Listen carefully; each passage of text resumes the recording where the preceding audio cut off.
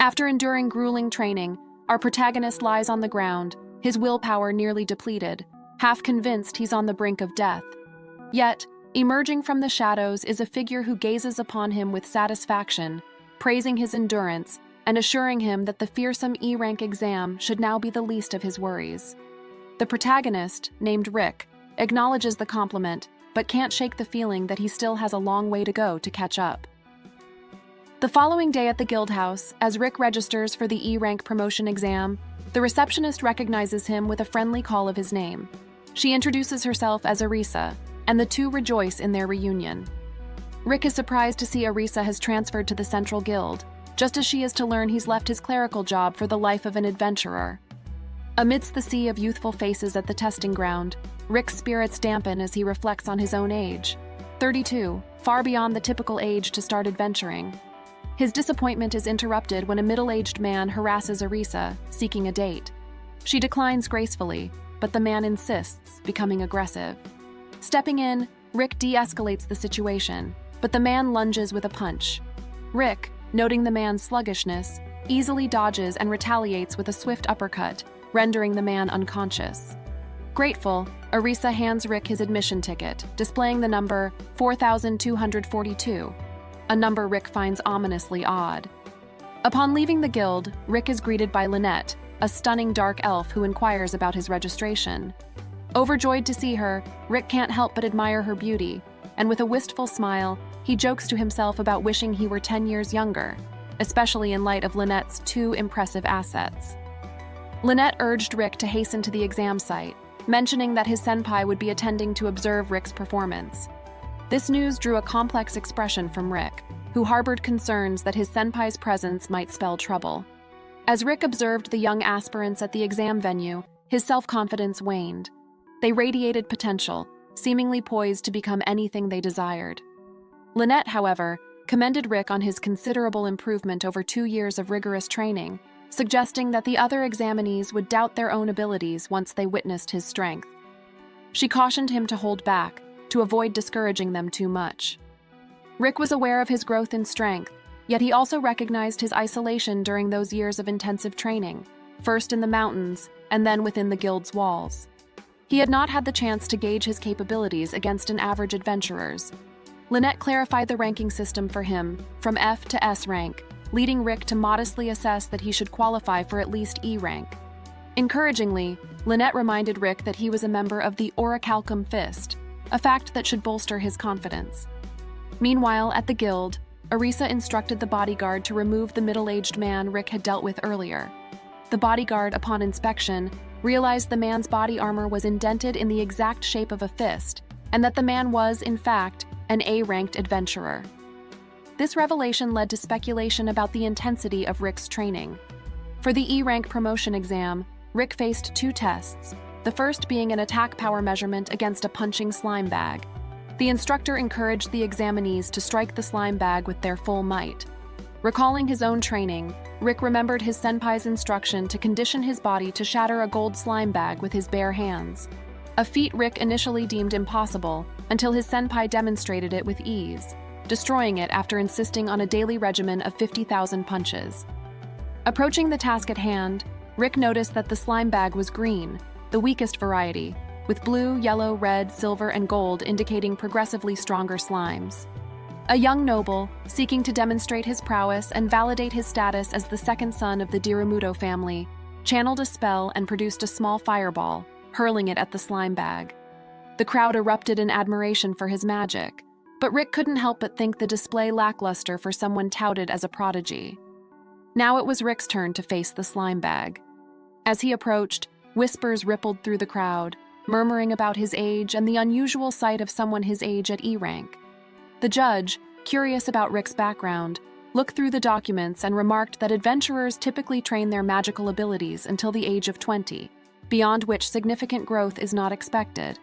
He observed Rick's magic level as subpar and bluntly suggested Rick consider a different career if he failed the exam. Rick felt the weight of their stares, recognizing the pity in their eyes. Yet he held on to his determination. Stepping forward, he shed his jacket and delivered a punch to the slime bag with such force that it not only obliterated the bag, but also punctured the wall behind it. The crowd gasped in astonishment at the display of his unexpected power. Taken aback by the extent of the damage, Rick realized he might have restrained himself too little. During the written exam, Rick achieved a perfect score. The young prodigy, envious of Rick's success, grumbled internally, perceiving Rick, a 40-year-old commoner, as an obstacle in his path, twice now. Yet he remained confident about the upcoming defense power measurement exam. To his dismay, the young prodigy watched as Rick managed to block a fourth-order magic spell, a feat even he couldn't accomplish. The examiner, impressed by Rick's prowess, decided to escalate to fifth-order spells, advising Rick to use a higher-level defense spell. Rick, however, admitted that he could only use first-order spells for both offense and defense. Amazed by Rick's precise magical manipulation, the examiner had no choice but to unleash the fifth-order spell, which Rick blocked flawlessly. The spectacle drew the attention of a first-rank knight, who, upon arriving at the scene, questioned the chaos. The examiner recounted how an F-rank adventurer had destroyed a mid-grade slime bag, composed of blue and yellow slimes, and defended against a second-class wizard's fifth-order spell, using a mere first-order spell without chance. The knight was duly impressed, noting that even he, as a first-rank knight, couldn't accomplish such a feat. He reviewed Rick's profile and was surprised to discover that Rick, at 32, had worked 14 years as a receptionist. As Rick rested on a bench with Lynette, the young prodigy appeared, tearfully accusing Rick of overshadowing his exam moment. His sister, introducing herself as Angelica, the eldest daughter of the Diramuto family, confronted Rick, who promptly corrected them on his age. He was around 30, not 40. When Angelica threw down her glove, challenging him to a duel, Rick, unfamiliar with noble customs, simply picked up the glove, naively commenting on her lack of laundry knowledge. Lynette explained that by picking up the glove, Rick had unwittingly accepted the duel. Angelica swiftly set the stakes. The loser would serve the winner for life. In the arena, as Rick pondered Angelica's strength, Lynette clarified that although Angelica was a second-class knight, there was a legendary tier above the first-class knight, Special Class Knight, achieved by only 13 individuals. A second-class knight was roughly equivalent to a B-rank adventurer. Lynette reassured Rick of his chances of victory, but Rick had a hunch that Angelica was a formidable opponent. Rick readied himself and advanced toward Angelica, preparing for the duel. He steeled his resolve, knowing he must simply do his best against a second-class knight. Angelica announced that she would go easy on him, considering he was merely an F-rank adventurer. She then cast a strengthening spell to fortify her body, which began to radiate an aura. Without warning, Angelica dashed forward with incredible speed and sliced through the wall behind Rick as if it were mere butter, leaving Rick astonished by her prowess. As Rick faced off against Angelica, her brother chimed in, referring to her as the Flash of Light Angelica, alluding to her renowned speed.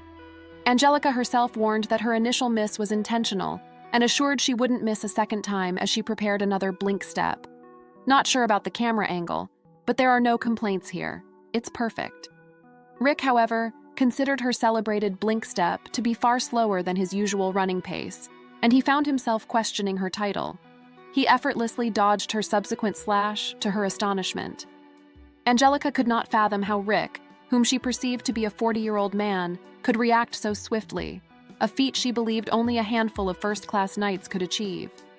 Convinced her failure was a mere stroke of luck, Angelica attempted another blink step, but an unfortunate misstep on a tiny rock sent her spinning uncontrollably.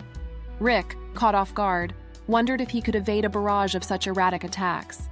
Managing to dodge each strike, Rick humbly considered his own strength as merely beginner's luck, strong enough for an F-ranker but not beyond. He recognized the lethal potential in Angelica's moves and commended her ability. Unbeknownst to Rick, Angelica felt relieved he hadn't noticed her accidental stumble. Determined, she announced an even faster blink step Rin. Rick observed her increased speed, now threefold, yet still found it manageable, remaining vigilant against a possible trap. As he dodged yet another attack, Angelica grew increasingly frustrated that Rick, an F-ranker, could evade her. With blink step Rin viable for only 2 more attempts, she hesitated, then steeled herself for another. But Rick evaded the attack once more, leaving Angelica with no alternative but to resort to her ultimate move, her final blink step Rin. Rick anticipated her final blink step Rin and readied his counterattack, but fate intervened as Angelica tripped once more on the same rock, her move turning into an unintended low dash. Reacting swiftly, Rick chose to punch the ground instead, the force propelling Angelica back. She silently thanked the stone for her stumble, which spared her a direct hit. Rick, meanwhile, was left impressed by her evasion, mistaking her trip for a deliberate dodge. Curious about this formidable F-ranker, Angelica questioned Rick's background.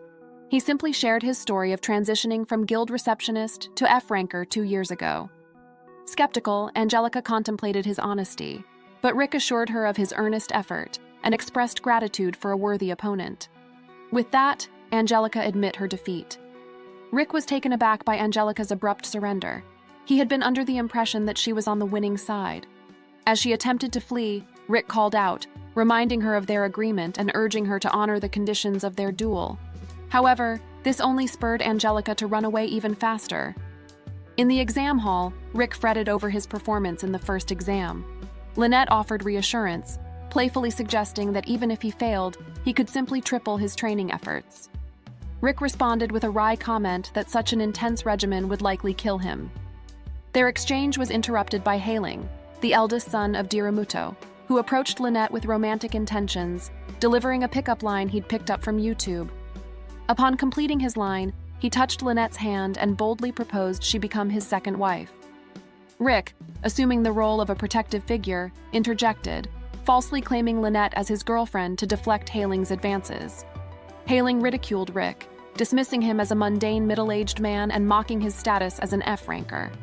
Boastfully, Hailing revealed that he was an A-ranker who had started his adventuring career at the tender age of 14 and would be supervising the second exam's mock battles. He pompously suggested Lynette abandon Rick and choose him instead. Without hesitation, Lynette sided with Rick, informing Hailing that they were in a relationship. She then criticized Hailing's excessive use of perfume, describing the scent as revolting. Hailing accepted her retort, and with a hint of smugness, announced that he would oversee Rick's segment in the second exam, intent on demonstrating to Lynette the vast disparity in their social standings. The tension was momentarily lifted when the examiners posted the results of those who had passed. Rick, relieved to see his number among them, lightly touched Lynette's shoulder in a gesture of shared joy. He then quickly apologized for his earlier pretense, expressing concern that she might have found the act of playing his girlfriend distasteful. To Rick's astonishment, Lynette confessed she was happy with the pretense. She then excused herself to convey the good news of his success to Rick's party. At a restaurant, Hailing sat seething with anger, abruptly kicking a chair in his determination to undermine Rick. His mood worsened when his siblings arrived, pleadingly telling him how Rick had bullied them. Realizing Rick was the same individual who had upset both his sister and brother, Hailing began concocting a plan to sabotage Rick's exam. Meanwhile, Rick entered the hall for his second exam, where he was approached by a middle-aged man. The man introduced himself as Lynx Lolot, the examiner for this segment. Rick felt a sense of relief, grateful that Hailing wasn't his examiner. Lynx mentioned that he had reviewed Rick's profile and noted his age. Rick braced himself for potential belittlement, given the pattern he'd observed so far. However, to his surprise, Lynx expressed admiration for Rick's determination, especially as a fellow middle-aged individual, and encouraged him to pursue his dreams. Lynx shared his own aspiration of becoming an A-ranker. Despite 20 years as an adventurer and still being a B-ranker at 40, he hadn't given up hope. This revelation led to a moment of mutual encouragement between the two, culminating in a heartfelt, manly handshake. After they parted ways, Hailing, who had been observing their interaction from afar, followed Lynx to the stairs, intent on discussing something significant with him. Rick glanced at the board and noticed his number, within the 4,200–4,299 range, was assigned to Lynx Lolato as their examiner, which initially pleased him. However, an announcement soon revealed that Lynx Lolato was unable to continue as examiner, and Hailing would replace him, leaving Rick startled. Rick's concern grew as he overheard others saying Hailing was the worst examiner. Curious, Rick inquired about this reputation, learning that Hailing was a formidable A-rank mage, known for achieving A-rank status at just 17. He was also known as the F-rank Crusher for his harsh treatment of lower-ranked adventurers during exams. Rick learned that each year, those facing Hailing in the E-rank mock battles endured severe challenges. With Rick already on Hailing's radar, he feared the worst. His anxiety was further fueled when he saw an examinee emerge from the mock battle, severely injured and needing medical attention. During the mock battles, Hailing didn't hold back, using high-level spells against the F-rankers. The audience disapproved, criticizing Hailing for overusing his power on less experienced adventurers. Hailing eagerly awaited Rick's turn, hoping to crush him. Surprisingly, Hailing's butler approached with a request to settle things with Rick before his turn, to which Hailing agreed. Rick, feeling increasingly worried, pondered his options. Lynette tried to reassure him, confident in his true strength, but Rick was too flustered to take in her words. Suddenly, a suspicious man claiming to be a fortune teller offered to read Rick's fortune for free. Skeptical but intrigued by the free service, Rick accepted. As Rick sat down, Lynette noticed a magical circle on the chair but couldn't warn him in time. Rick vanished from the chair, revealing the fortune teller as Angelica's younger brother, who gloated over his successful ploy. However, Lynette, showing a fierce Yander side, quickly confronted him, demanding to know where Rick had been teleported. Terrified, the brother revealed that Rick would be within a 100-meter radius of the site. Outside the exam venue, Rick, unfazed, decided to head back to the hall. But he was suddenly surrounded by adventurers, summoned by Hailing's butler.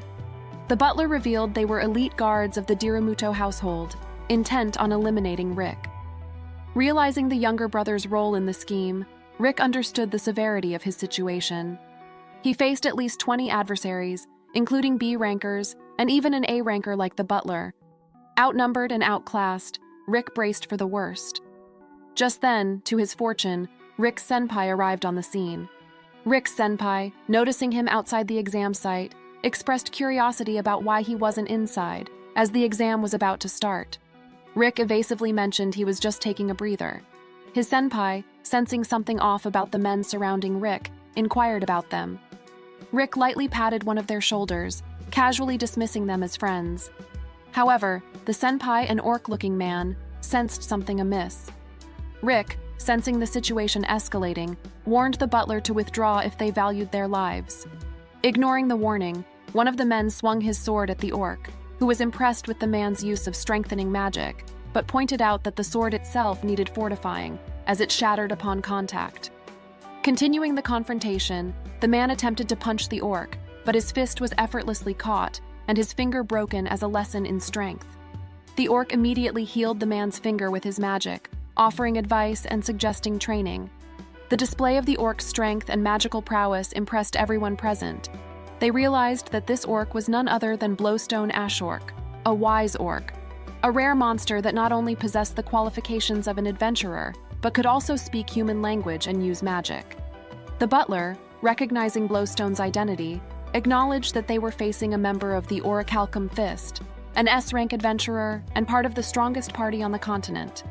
However, the butler's men, underestimating their opponent, foolishly thought they could overpower Blowstone by sheer numbers and decided to engage him in combat. Rick Sr., an elf-like man, quickly discerned the situation. He realized these men were not Rick's friends and had instead embroiled Rick in trouble, choosing to confront him. Understanding Rick's preference for peaceful resolutions, the elf devised a plan. He produced his latest invention, an HK-416 gun, uniquely modified with a magic stone that enabled the bullets to explode on impact. I guess always brings a gun into a sword fight is the best solution. Firing the weapon at the adventurers, he caused Rick to worry, as it seemed to contradict the idea of a peaceful settlement. However, the elf assured Rick that the bullets were non-lethal. The butler, recognizing the elf's identity, understood the gravity of the situation. The elf, a hybrid of dwarf and elf lineage, was renowned as the most formidable weapon craftsman in existence, known by the name Mizet Eldwarf. Amidst the chaos, one of the men suddenly seized a child, taking her hostage. He demanded that Rick's party lay down on the ground. The confused child, unsure of the man's intentions, questioned their actions. Rick, attempting to calm the situation, told her they just wanted to play, but the man angrily told him to be quiet. This angered the child, who, to everyone's surprise, unleashed a powerful 7th-order magic spell without any incantation, forcefully repelling all the adventurers and disrupting Rick's efforts for a peaceful resolution. The butler, witnessing this display of power, revealed the child's true identity. She was Alicette Dracul, a pure vampire and a prodigious talent.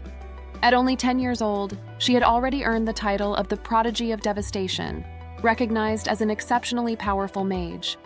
The incident left a lasting impression on the butler, leading him to reconsider his life choices.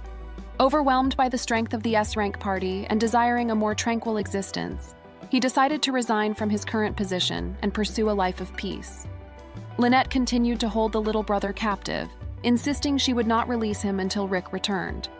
The brother confidently asserted that Rick wouldn't survive, claiming he was attacked by 20 elite guards. However, to his surprise, Rick appeared unharmed, astonishing the little brother who had expected a different outcome.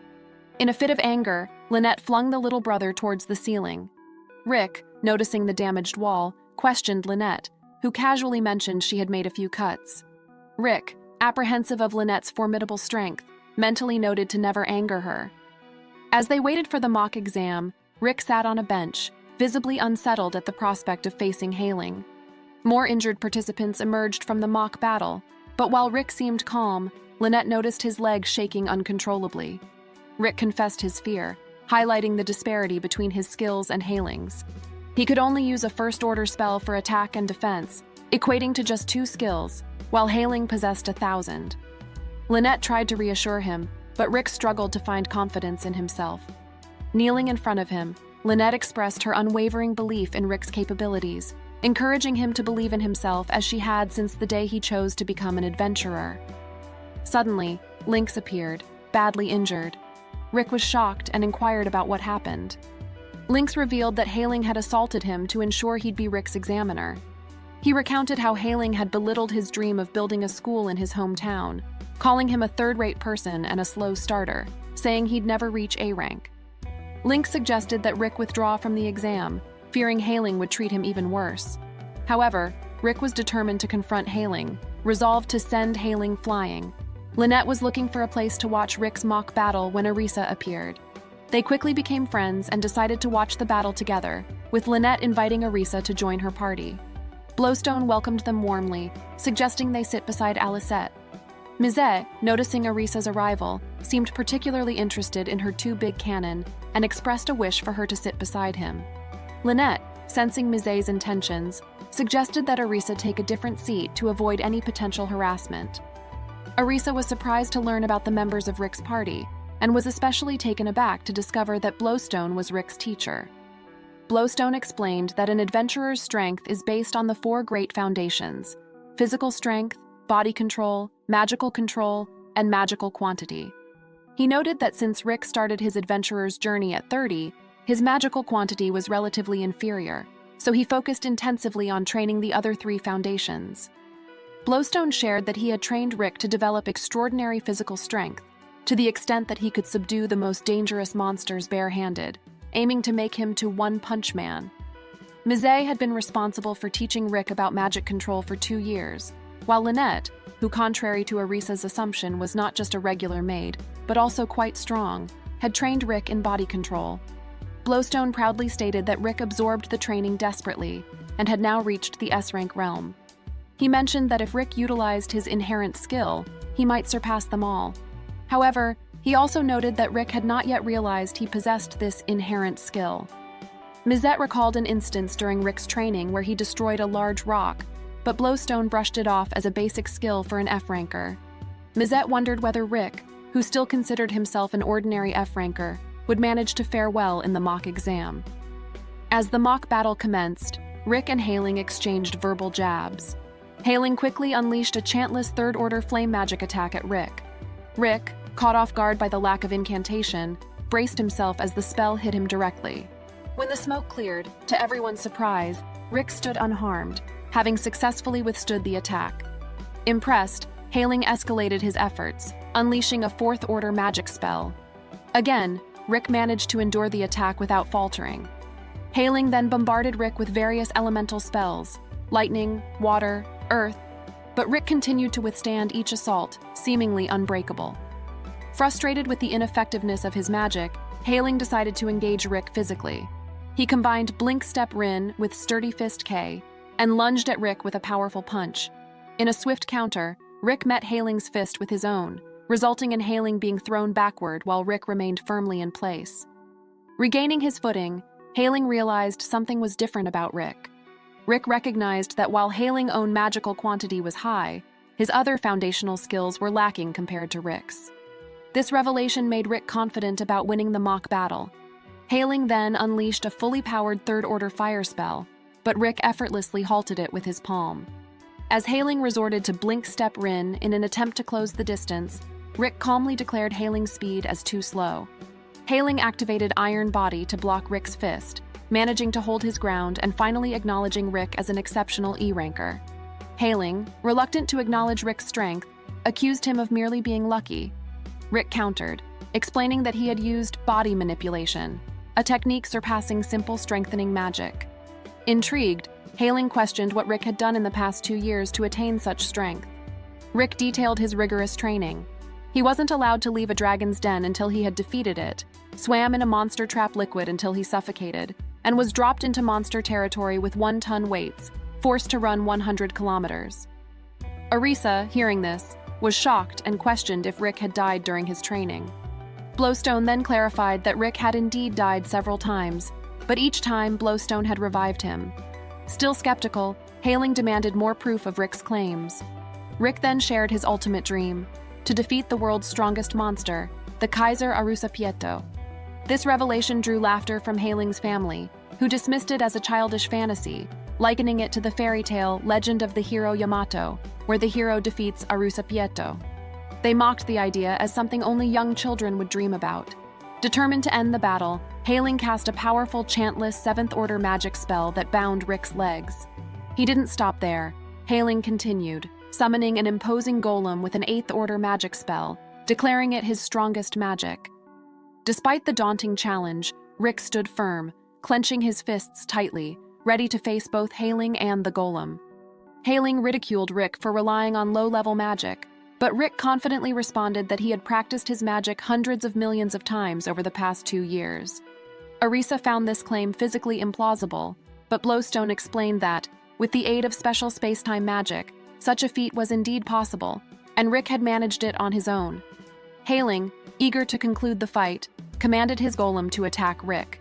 In response, Rick unleashed his super-serious first-level magic, Air Shot, directing a powerful punch at the golem. To everyone's astonishment, Rick's punch obliterated the golem with a single strike, the force of the impact sending Hailing flying backward, rendering him unconscious. Following the intense battle, the crowd was visibly impressed by Rick's strength and prowess, admiring him greatly. Rick reunited with his senior and other party members, who congratulated him on his outstanding performance. He felt a sense of accomplishment, realizing his true strength, which he had underestimated all this while. Despite his gratitude for the rigorous training he received from Blowstone and Mizet, Rick playfully blamed them for distorting his common sense.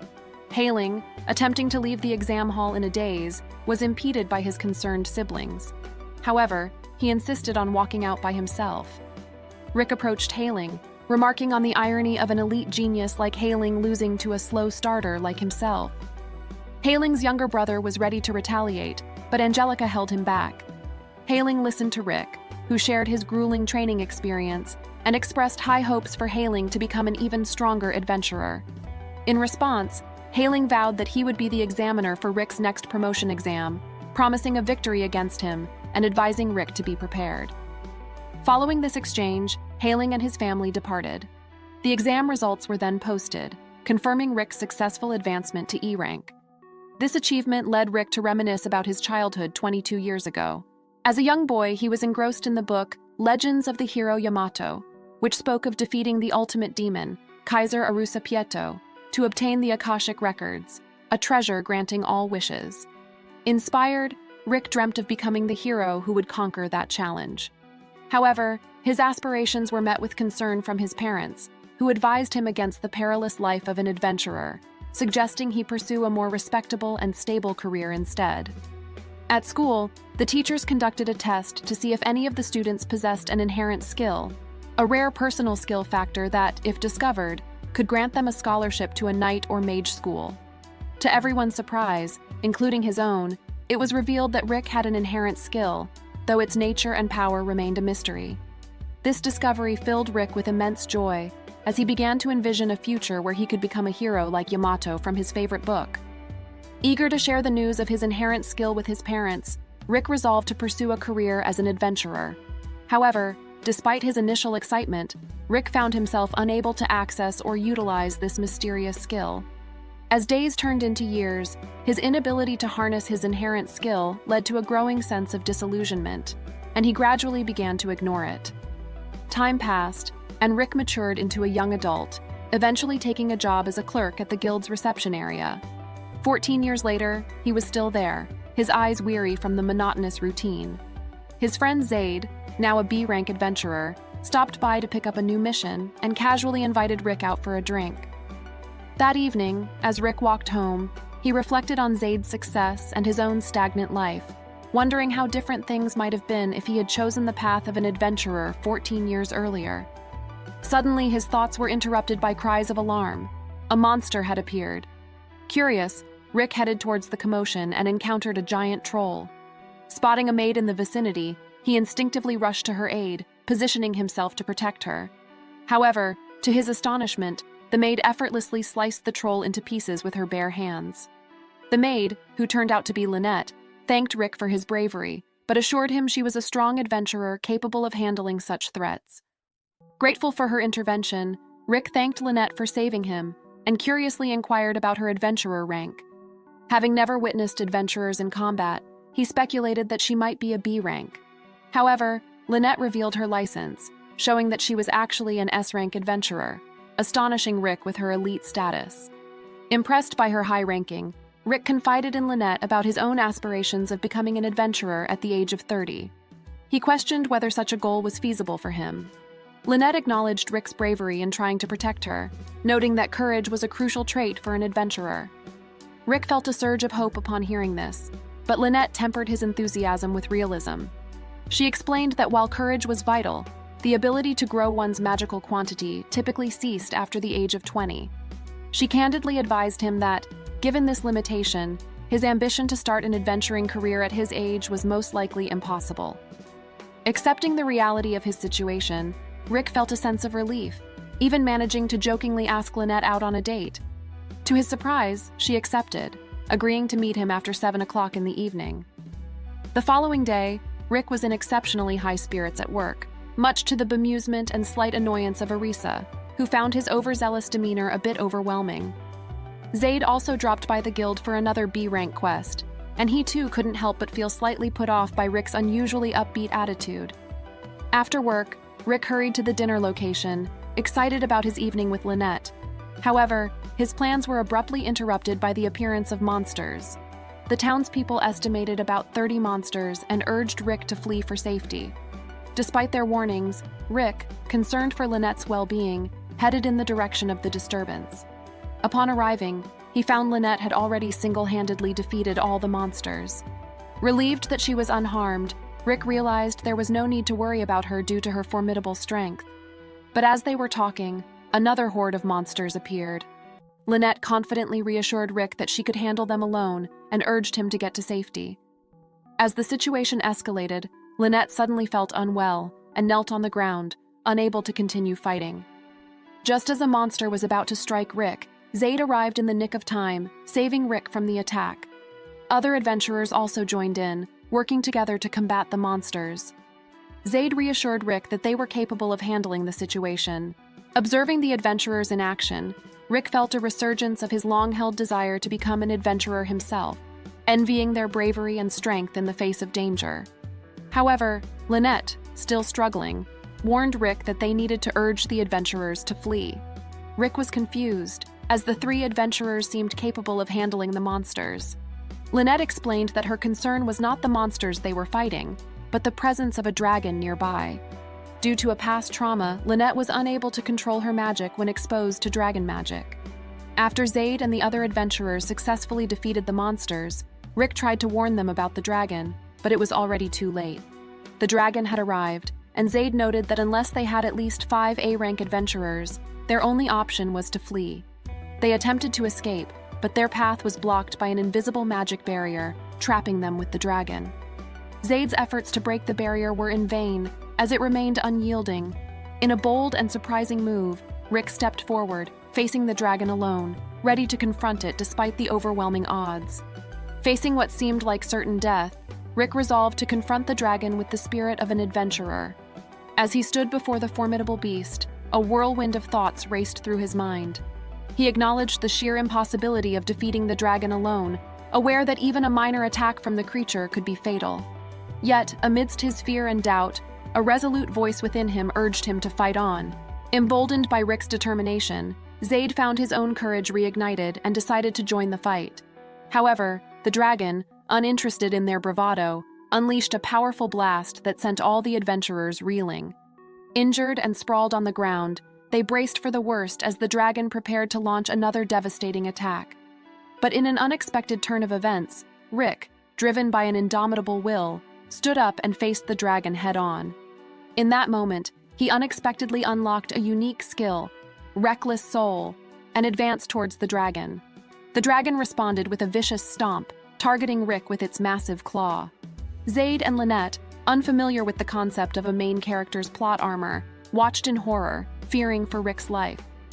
Standing resolutely, Rick managed to not only withstand the dragon's claw, but also pushed it away. In an awe-inspiring moment, he seemed to awaken a powerful Super Saiyan aura, glowing around his body. Lynette was astonished to witness such a magical aura enveloping Rick, especially given his previously known lack of magical quantity.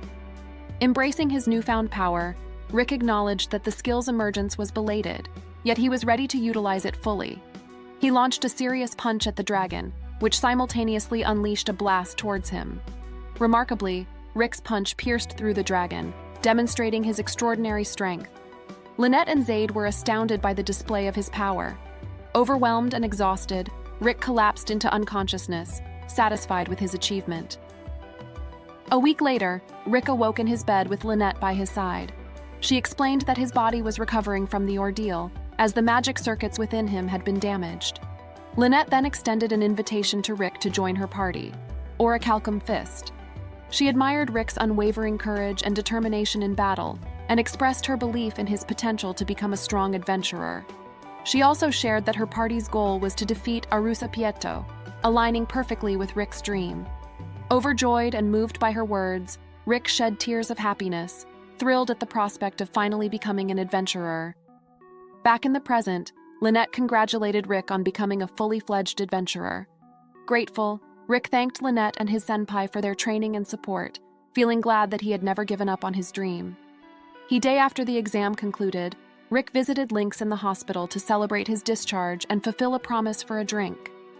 Curious about Rick's exceptional strength, Lynx expressed a desire to undergo the same training and eagerly anticipated meeting Rick's party, eliciting a complex expression from Rick.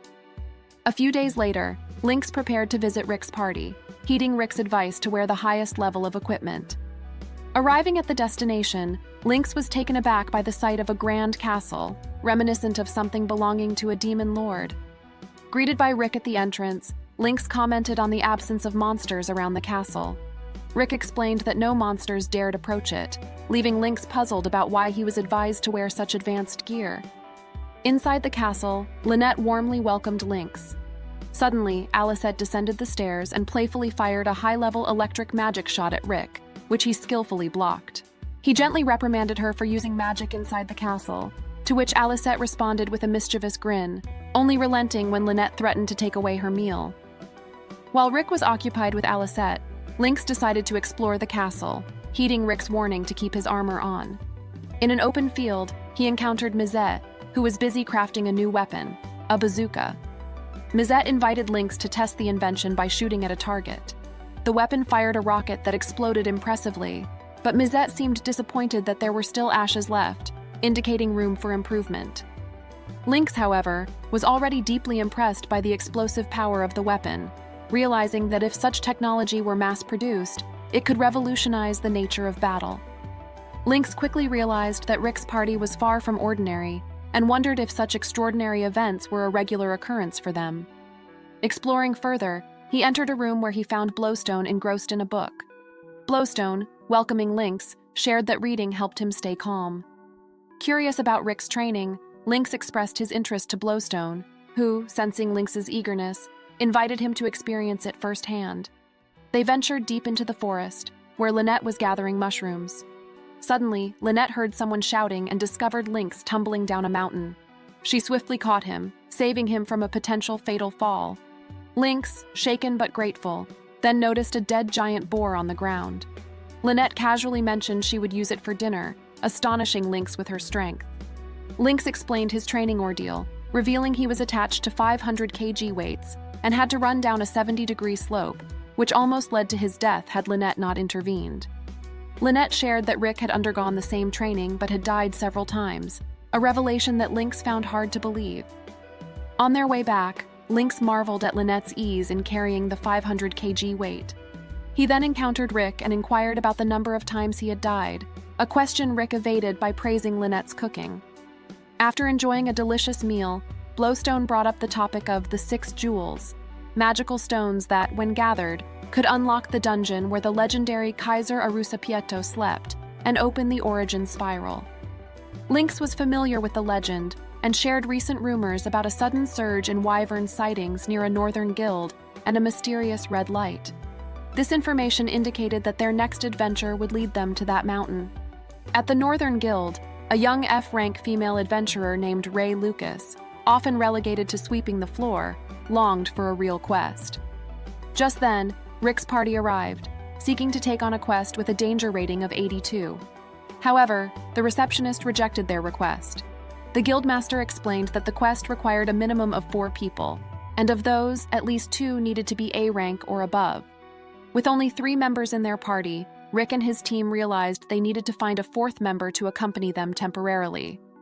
Blowstone requested the guildmaster to provide a helper, and the guildmaster, intimidated by Blowstone's presence, quickly obliged. He called over Ray Lucas, knowing she was eager to participate in a quest, and insisted she join Blowstone's party. Despite her initial fear, especially of Blowstone, Ray was welcomed with a handshake. In the mountains, Ray, curious about Rick's rank, learned that he had recently become an E-rank adventurer. At the mountain's peak, they encountered a wyvern. Before Ray could suggest a strategy, Blowstone nonchalantly punched the wyvern, sending it flying with a single blow. Ray expressed concern that the wyvern's allies might come to its aid, but Blowstone, finding the situation bothersome, asked Rick to take Ray to safety. Rick escorted Ray to a secure location. As they waited, wyverns were sent flying from where Blowstone and Alicette were fighting. Suddenly, a red wyvern approached Rick and Ray. Determined to engage in battle, Rick faced the red wyvern, dispatching it with a simple punch that pierced its head, instantly killing it. Ray was astonished at Rick's strength and questioned whether he was truly an E-ranker, but Rick affirmed the truth of his rank. After the battle, Blowstone and Alicette joined them, revealing that they had completed the quest and found one of the 6 jewels back at their castle. The party members gathered to examine the jewel Crimson Petal. This jewel emitted a magical energy that attracted monsters and could potentially lead them to the other jewels. Mise performed complex magic on it, generating an earth map that pinpointed the location of the next jewel. It was in Herakutopia, a country famous for its fighting entertainment and renowned Colosseum. Herakutopia, 4 centuries ago, was merely a small nation in the desert until its 4th king, Alexander Herakutopia, constructed a Colosseum. Alexander himself participated in the competitions, fighting without weapons. He remained an undefeated champion in over 10,000 matches. His prowess attracted challengers and spectators from across the continent, and before long, Herakutopia had transformed into a major nation. Alexander, who literally built the nation with his fists, earned the title of the Fist King. As Rick's party arrived in Herakutopia, they pondered where to start their search for the jewel. Their attention was soon drawn to a delinquent man harassing a woman. Rick stepped forward to intervene, but Blowstone acted first, though more interested in inquiring about the jewel than in the woman's welfare. The delinquent, feeling provoked, challenged Blowstone to a fight in a back alley. After a brief scuffle, the beaten delinquent agreed to answer Blowstone's questions. Rick showed him the Crimson Petal jewel, and Blowstone inquired about a similar jewel, but yellow in color. Initially, Rick didn't expect much from the delinquent's response, but to their surprise, the man revealed his knowledge of the Fist King tournament, pointing them to the current reigning champion of the last 3 years. They saw a formidable beast man with a gigachad physique, making Lynette and Blowstone realize that the current Fist King was indeed a force to be reckoned with. The delinquent then had a moment of realization and informed them that the champion's belt, prominently displayed in the center, contained the yellow magic jewel they were seeking. At the Red Rings gym, the current Fist King, known as Kelvin, was training when his coach called out his name. At that moment, Rick and Lynette entered the gym, immediately catching Kelvin's attention. Sensing their strength, Kelvin was curious about their reason for visiting. Rick was about to inquire about the jewel, but Blowstone, preferring a direct approach, interrupted and immediately asked Kelvin to hand over the champion's belt containing the jewel, offering to exchange it for another one. The coach, protective of the gym's reputation, urged them to leave, but Kelvin, intrigued, asked him to relax and decided to hear them out. Kelvin's keen sense of smell told him that the group was not lying. However, Kelvin respectfully declined their request, explaining that the belt symbolized the pride of Herakutopia's people. He proposed an alternative, for Blowstone's party to earn the belt by winning the Fist King's tournament. Accepting this challenge, Blowstone and his party left the gym. Rick, uncertain about this course of action, was reassured by Blowstone that participating in the tournament was the right move. The coach, still uneasy about letting them go so easily, underestimated them as just above average. But Kelvin, recognizing their exceptional strength, expressed his excitement for the upcoming tournament.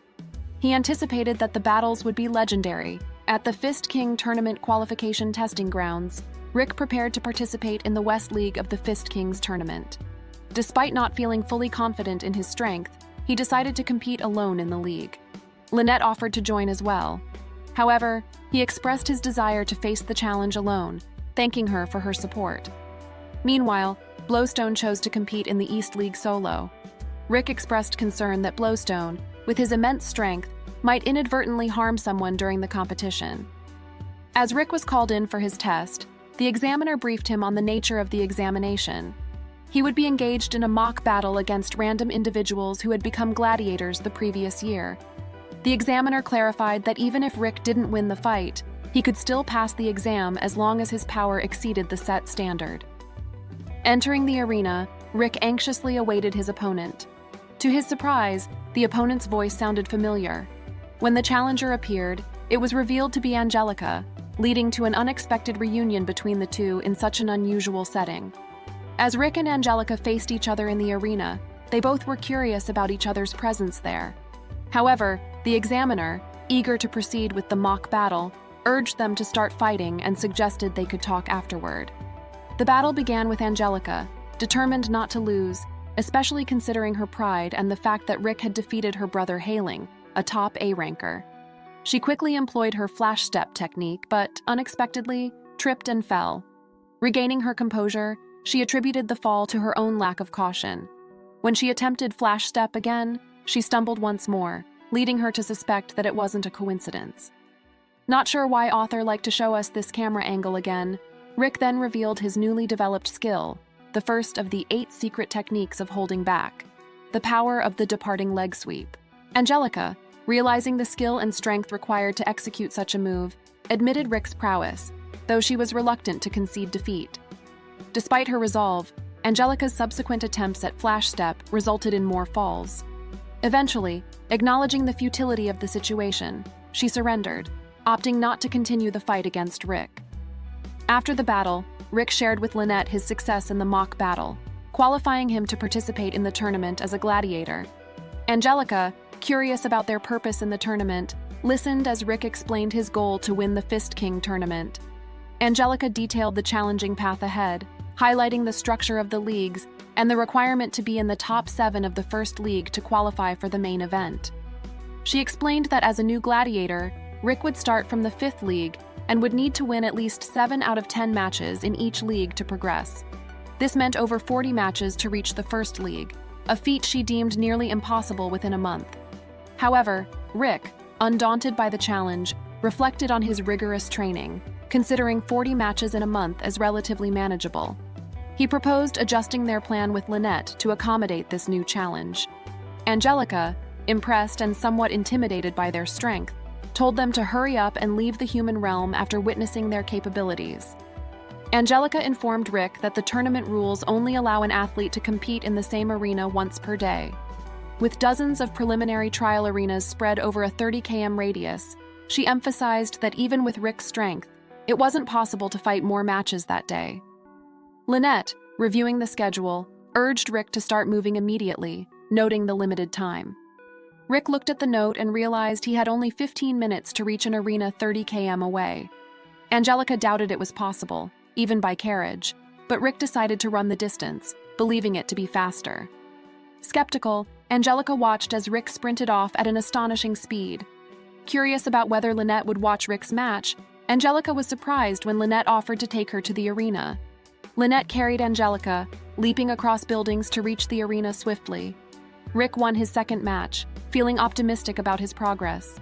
He believed he could reach the first league in just 4 days at this rate, a notion Angelica found improbable due to the intensity of competing in 10 matches per day. However, defying expectations, Rick reached the first league in just 3 days. He proudly shared this news with Angelica, thanking her for providing valuable information about how the leagues operated. At a restaurant, Rick and Angelica discussed the sensational news surrounding Blowstone's performance in the competition. In his matches, Blowstone faced an opponent who boasted that anyone hit by his punch couldn't stand for 10 days. Yet, when this opponent struck Blowstone, it felt like hitting a giant tree, with no effect on Blowstone at all. With a single hit, Blowstone easily won the match, completing all 40 matches and winning each with a single blow, reaching the first league in just 2.5 days. Considering Blowstone's remarkable success, Rick contemplated returning home, confident that Blowstone could handle the rest of the tournament on his own. Angelica provided Rick with a schedule, explaining that in the first league, all opponents are predetermined. She noted that the fights in this league are more than just battles. They are part of the entertainment spectacle, with management handling all the planning. The top 7 fighters from this league would advance to the main event. She elaborated on the point system. A victory earned 2 points. A victory by decision earned 1 point. A loss by decision granted no points, and a loss resulted in a deduction of 1 point. The fighters would each have 1 match against 10 chosen opponents, with rankings determined by the points accumulated. In his next match, Rick faced an opponent who employed the sturdy fist technique. However, Rick skillfully dodged the attack and applied his 8 secret techniques of holding back. Number 3, a hand chop to the back of the neck, rendering his opponent unconscious. Rick, known as the Old Rookie in the gladiator circuit, won the match. The following match featured Angelica, the Flash of Light, and Rank 9 Gladiator, against Rank 6 fighter Taylor Blizz, the dangerous deep-sea creature. Angelica opened with her signature Blink Step, but Taylor seemed unfazed and countered with a third-order Magic Water Wall for defense. Angelica responded with a second-order Magic Thunder Arrow, stunning Taylor. Lynette and Rick, watching from the sidelines, were impressed by her tactics and solid foundation in all 4 areas of combat, with Rick acknowledging she was stronger than her older brother hailing. Despite her skills, Angelica found herself at a disadvantage. Taylor shrugged off her attacks as minor annoyances, declaring he could endure them thousands of times. He then landed a powerful punch on Angelica, who couldn't dodge in time. The force of the blow sent her crashing into a wall, rendering her unconscious. Taylor Blizz emerged as the victor of the match. After Angelica's recovery in the infirmary, Rick, concerned for her well-being, questioned her haste in the previous fight. He observed that the match wasn't in her favor, given the opponent's strong defense, and wondered why she exhausted all her strength. Angelica, slightly irritated, dismissed his concern as none of his business and started to leave. However, Rick followed, suggesting she could have won with better planning. This prompted Angelica to halt and consider having a more detailed conversation with Rick. Their discussion was interrupted by a commotion from a nearby restaurant. Curious, they went to investigate and saw Taylor, the gladiator from the previous match, involved in a tense situation.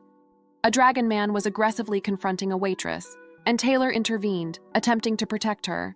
Unfortunately, his efforts were in vain as the dragon man effortlessly overpowered him, knocking Taylor unconscious with a single blow and then stepping on him. Rick and Angelica were shocked to witness Taylor being defeated so easily.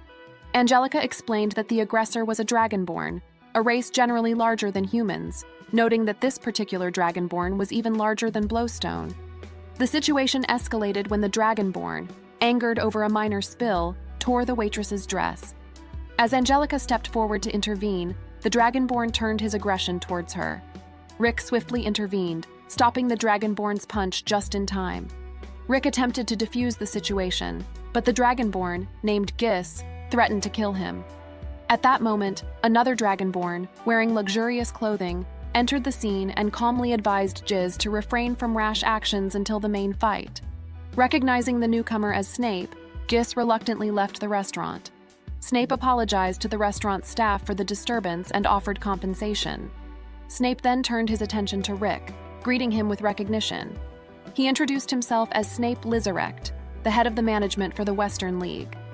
Rick was puzzled about how Snape knew him, but Snape explained that Rick's rapid ascent to the First League had made him a notable figure in the tournament's history.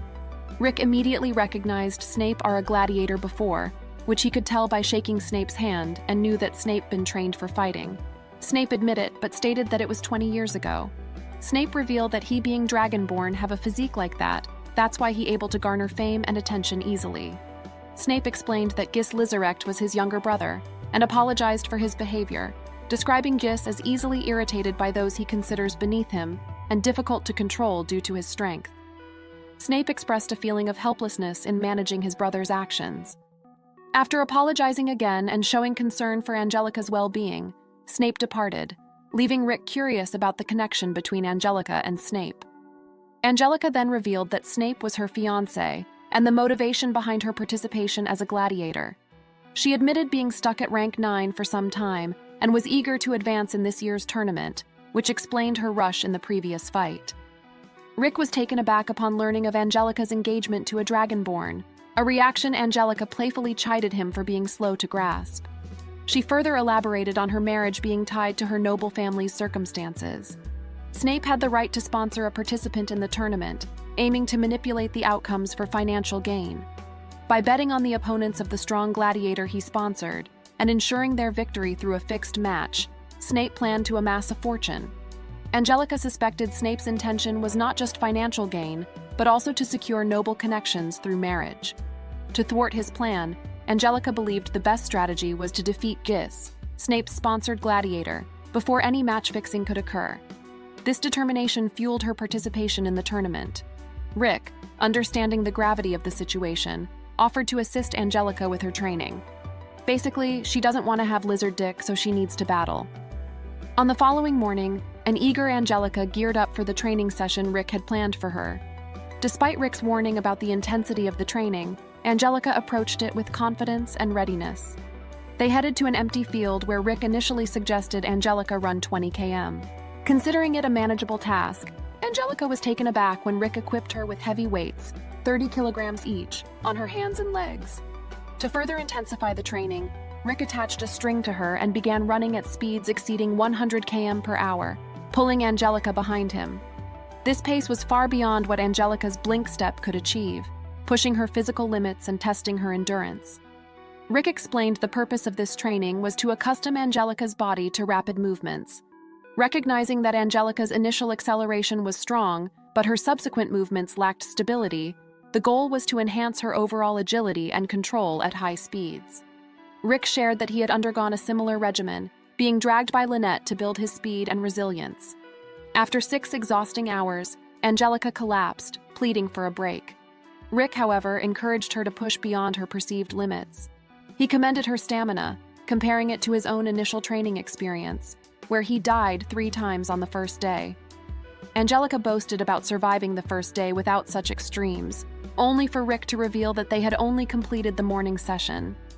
The revelation that there was more training to come after lunch left Angelica astonished and calling for an extended rest. After 5 days of grueling training, Angelica found herself in a restaurant, eating her meal in a state of resignation. She expressed that she was giving up, not because she was running away from the training, but because it felt more like torture than preparation. She acknowledged Rick's strength, realizing it stemmed from his ability to endure even more intense training for 2 years.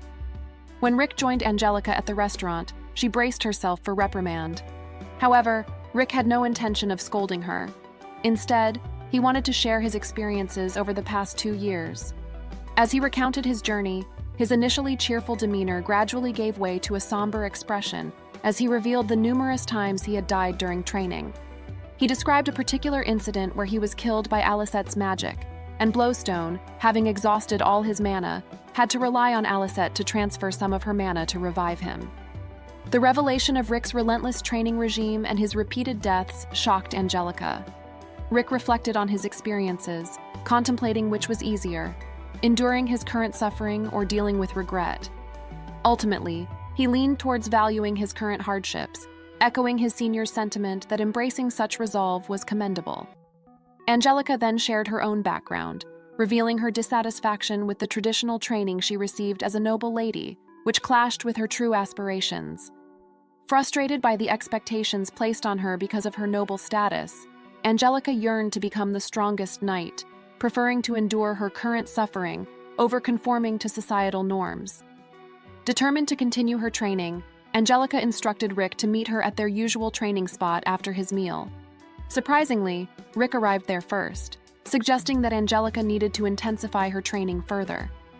Rick decided to involve Lynette in Angelica's training regimen, recognizing Lynette's expertise in transforming barehanded combat into a sword technique.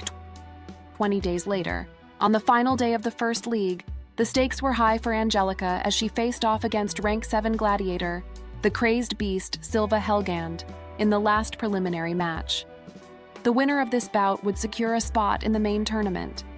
Having undergone rigorous training and pushed beyond her limits, Angelica entered the arena in her demonic form. As the battle commenced, Angelica wasted no time, delivering a swift kick that sent Silva flying into the wall. This decisive move not only demonstrated Angelica's superior combat skills, but also secured her victory, allowing her to advance to the main event as the 7th-ranked gladiator in the West League. The lineup of 14 gladiators destined to compete in the tournament was finalized. On the day the top 16 gladiators convened for the main tournament, excitement filled the air as they prepared to determine their matchups through a lotto draw. Angelica drew number 14, while Rick picked up number 12, setting them up for a potential clash in the semi-final. The reigning champion, Kelvin Ervolf, entered to roaring applause and drew number 1. Rick felt a sense of relief knowing he would only potentially face Blowstone, who drew number 7, in the final, assuming they both advanced through their matches. Jizz, the sponsored gladiator, drew his lot, but the management covertly swapped his number to ensure he got number 15. Angelica, aware of Snape's manipulations, realized there was a plan in motion involving Jizz. The tournament bracket was revealed the next day, with the opening match slated between Kelvin Ervolf and Eagle Eye Eddie Grace. Blowstone, along with the others, was keen to gauge Kelvin's strength. The match commenced with Eddie attempting a feint attack, but Kelvin, unfazed, landed a solid hook punch on Eddie's face. Blowstone was impressed by Kelvin's ability to see through the feint, attributing this to Kelvin's special nose that allowed him to detect and counter Eddie's moves accurately. Kelvin's decisive victory over Eddie affirmed his strength, with Blowstone anticipating a challenging match against him in the semi-final, expecting Kelvin to breeze through his initial matches. Blowstone, Rick, and Angelica each won their first matches with ease. Rest in peace to those audience seating there. In the next match, Gis Lizarekt faced Herman Muller. The fight commenced with Gis appearing uninterested and sleepy, an attitude that Herman tried to exploit by launching a JoJo punch. However, Gis's casual swing, which Herman narrowly avoided, generated a shockwave that took Herman by surprise, showcasing Gis's formidable strength. Despite Herman's relentless attacks, he couldn't inflict any significant damage on Gis. Angelica commented that Herman, despite being the 2nd rank in the West League, was ineffective against Gis. Gis then smashed his fist into the ground, creating a smokescreen that disoriented Herman. Seizing the moment, Gis landed a swing that catapulted Herman out of the competition, securing victory with a single blow. After the match, Rick observed that while Gis possessed considerable power and resilience, his movement betrayed a lack of training, suggesting Gis had never seriously trained in his life. When Angelica and Rick approached Jizz, Angelica warned him to be more vigilant in his next match, where he would face her. Jizz, recognizing Angelica as his brother Snape's fiancée, nonchalantly remarked he would avoid hitting her face for the sake of appearances at the wedding. He even suggested Angelica forfeit the match to spare him the effort. Angelica criticized Gis's lack of respect for fellow gladiators, pointing out that despite their rigorous training, he dismissed them as unworthy. Jizz arrogantly claimed his physical abilities and genius were innate, suggesting he didn't need to train like others. His parting remark, insinuating he would spare Angelica's stomach to ensure she could bear Snape's child, infuriated her. Fueled by anger and determination, Angelica vowed to defeat Gis, stated that she going to beat the shit out of him. As the second day of the tournament unfolded, Rick's party, including Snape, settled into their seats to watch Angelica's anticipated fight against Gis. The match commenced with Angelica employing her flash step to deliver a kick to Gis, which had no effect on him. Despite her agility and attempts to counter Gis's brute strength with speed and technique, her attack seemed futile against his natural toughness. Angelica realized she needed to utilize the new technique she trained with Lynette, turning her bare hand into a sword through Mana Inverse Reflection Flash Step. She executed the cutting thread technique, managing to leave a mark on Gis, a feat that surprised Snape given Gis's resilience. Gis, enraged, created a smokescreen and attempted to ambush Angelica. Despite his efforts, she continued to dodge using her enhanced speed. However, Gis demonstrated his own remarkable abilities by disappearing and reappearing behind Angelica, delivering a powerful uppercut that sent her crashing into the wall. Despite the significant damage she sustained, Angelica refused to give up, driven by her determination to not lose to someone who dismissed the value of hard work. As Gis prepared his final attack, aiming to end the match with a lethal blow, Rick called for the referee to intervene, fearing for Angelica's safety. The referee was unable to act in time, but as Gis's claw neared Angelica, his strike mysteriously missed, hitting the wall instead. The match ended with Gis declared the winner, but he sensed an external force had diverted his attack. His suspicion fell on Rick, whose expression of anger hinted at his involvement in thwarting the attack. Angelica was escorted to the infirmary, leaving Lynette to wonder about Rick's whereabouts. Mizette suggested that Rick was provoked by someone, pitying the one who had angered him. On the walkway, Rick encountered Gis, who was eager for a challenge. However, Rick dismissed him and advised patience, promising a decisive showdown in front of the audience the next day. Gis, frustrated, punched a wall and looked forward to their confrontation. Rick's next match was against Speed Spell Michelangelo. At the start, Michael unleashed a 7th Order magic attack, but Rick countered with a ground-smashing fist, knocking Michael down instantly and securing a win with a single blow. Afterwards, Rick visited the infirmary to check on Angelica. The nurse assured him that Angelica's life wasn't at risk, but she needed time to recover. Rick empathized with Angelica's frustration after undergoing rigorous training and encouraged her to watch his match the next day, aiming to demonstrate the fruits of their labor. Blowstone and Kelvin also won their matches effortlessly, setting up the semi-final matchups: Kelvin versus Blowstone and Rick versus Gis. Rick spent the night preparing intensely for his bout against Gis. On the third day of the tournament, as the semi-finals were about to commence, Angelica, having been healed by Blowstone, reassured Rick of her condition. She expressed regret over her defeat, feeling like a failure, but Rick comforted her, taking responsibility for underestimating Gis and urging her to observe his upcoming match closely. Angelica joined Rick's party in the stands, where Snape also placed his bet on his brother Gis, while the rest supported Rick. As the match began, Gis taunted Rick, who responded with a forceful slap, sending Gis reeling and vomiting blood. Rick's disdain for Gis's pathetic state was evident as he urged him to stand up for a fair fight.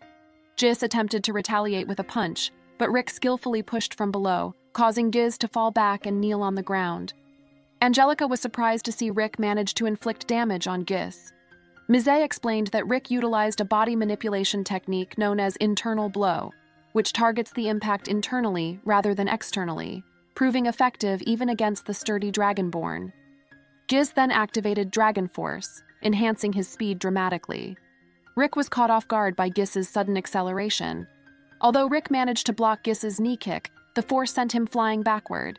Gis continued his assault, attempting to pierce Rick with his claw, but Rick dodged it. Despite Rick's efforts to create distance, Gis quickly closed in again and delivered a kick to Rick's face. Rick charged at Gis, who countered with Iron Body, rendering Rick's attacks ineffective. Gis's use of cutting thread narrowly missed Rick, leaving a slash in his clothing. Gis then employed Rick's own internal blow technique from behind, causing Rick to fall. As Gis taunted Rick, calling him a worthless commoner, Rick withstood further strikes, appearing unfazed, while Gis grew exhausted. Rick then disclosed another technique, Fluid Body, designed to distribute the impact of blows throughout his body, effectively minimizing damage from Gis's attacks. Rick revealed he had been restraining his strength to match Angelica's physical level, demonstrating her potential in the match. Blowstone added that this fight was essentially a proxy battle between Angelica and Gis.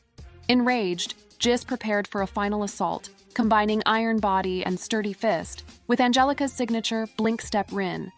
Rick countered with internal punch, criticizing Gis's careless imitation of others' techniques. The strike landed squarely on Gis's stomach, forcing him to his knees. Snape was impressed that Rick managed to force Gis to his knees, pondering whether Rick possessed more talent than Gis. However, Rick's seniors clarified that Rick was just an average middle-aged man. Blowstone noted that Rick had surpassed the age for mana training, his mana being lower than even an average villager's. Angelica realized Rick's strength stemmed from enduring rigorous training for 2 years, a period significantly longer than her own training. Rick taunted Gis for his lack of experience with exhaustion and his inability to maintain skill precision. He argued that hard work surpasses talent, presenting it as their true strength. In response to Gis's desperate punch, Rick executed another internal strike, causing internal damage to Gis's arm. Acknowledging Gis's innate genius and talent, Rick pointed out that without hard work, Gis remained akin to a level 1 novice. He emphasized that talent needs to be nurtured and instincts honed. Gis, frustrated by Rick's lecturing, transformed into a larger dragon form, Dragon Recursion, and launched a powerful punch that sent Rick flying into a wall. Rick quickly recovered, using Blink Step and another internal strike on Gis, which proved ineffective against Gis's metallic-like body. Gis's tail swing caught Rick by surprise, indicating Rick's disadvantage. Realizing he couldn't defeat Gis with Angelica's current level of strength, Rick decided not to hold back and adjusted his strength to reflect 6 months of intensive training. Gis was taken aback by Rick's revelation of restraint. Rick effortlessly dodged all of Gis's attacks, adjusting his power to what he gauged as 9 months' worth of training. Utilizing internal strike, he inflicted noticeable damage on Gis, who attempted to counter but couldn't match Rick's speed. Rick vanished from sight again, evading Gis's attempts to retaliate. Elevating his strength to reflect 12 months of rigorous training, Rick moved at a speed Gis couldn't perceive. Angelica, witnessing this display, felt inspired, believing that with a year of similar training, she too could reach such levels of strength. Rick consistently used Flash Step, overwhelming Gis and pushing him to exhaustion.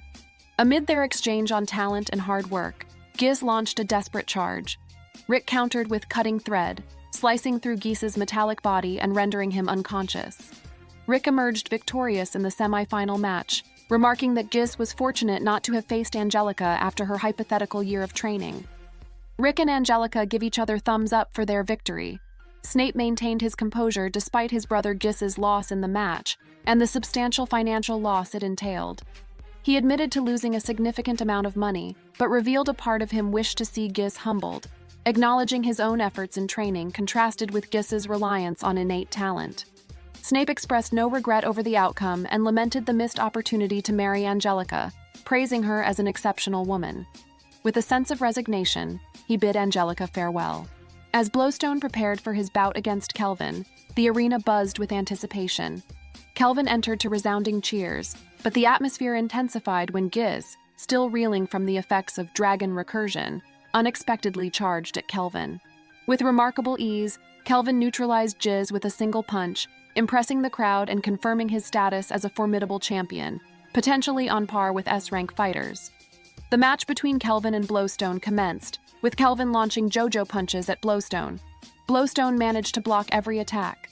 Kelvin's agility allowed him to maneuver behind Blowstone for another strike, but Blowstone skillfully countered, showcasing his incredible strength and defense. Kelvin's acrobatic skills came into play as he attempted a chop kick, which Blowstone also blocked, responding with a powerful uppercut. Though Kelvin dodged the direct hit, the shockwave from Blowstone's attack caused significant destruction to the arena. Acknowledging Blowstone's formidable strength, Kelvin conceded that Blowstone was the most challenging opponent he had ever faced. Kelvin initially assumed Blowstone was purely a power fighter, but soon recognized the importance of 5 key abilities in the competition. He noted Blowstone's exceptional all-around capabilities, with remarkably high stats in every category. Kelvin observed that Blowstone hadn't moved from his spot since the match began, questioning whether Blowstone was intentionally giving him an advantage. Apologizing for inadvertently giving Kelvin a handicap, Blowstone faced Kelvin's rolling fang punch. Although Blowstone attempted to block it, the unique rolling effect of the punch made it difficult, forcing Blowstone to dodge instead.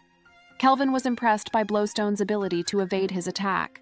Kelvin then mixed his JoJo punch with normal punches and the rolling fang technique in his assault against Blowstone. However, Blowstone easily blocked the standard punches and skillfully dodged the rolling fang. When Kelvin tried a low kick, Blowstone absorbed the hit and countered with an uppercut. Kelvin narrowly avoided the direct hit, but the shockwave from Blowstone's punch still affected him, causing a crack in his rib from just a graze. This revealed that, contrary to being a balanced all-rounder, Blowstone's defense and power were particularly outstanding, categorizing him as a power fighter. Blowstone then used telepathy on Kelvin, knew that he was holding back. Kelvin confessed that he found it hard to fight with full intensity after becoming so strong 7 years prior. In an abandoned slum, Kelvin's future coach and his partner were on the lookout for potential fighters. They had heard rumors of the starving wolf of the slums and were curious about his strength. Arriving at Kelvin's residence, they discovered he had already defeated most of the thugs there. Impressed by Kelvin's prowess, they confirmed his identity as the starving wolf and revealed their intention. They owned a fighting gym in Herakutopia and were scouting Kelvin for his potential. The coach offered Kelvin a chance to use his fists in Herakutopia, promising him the opportunity to eat well and challenge stronger opponents. Intrigued by the prospect, Kelvin found the offer appealing. Upon arriving in Herakutopia, Kelvin was astounded by the stark contrast between the vibrant city and the slums he had known. At the gym, he learned it housed top fighters from the King Fists tournament, and despite his eagerness, Kelvin was quickly defeated by the top 4 fighters. The coach had anticipated this, believing that with time and training, Kelvin's talent and experience would lead to significant improvement.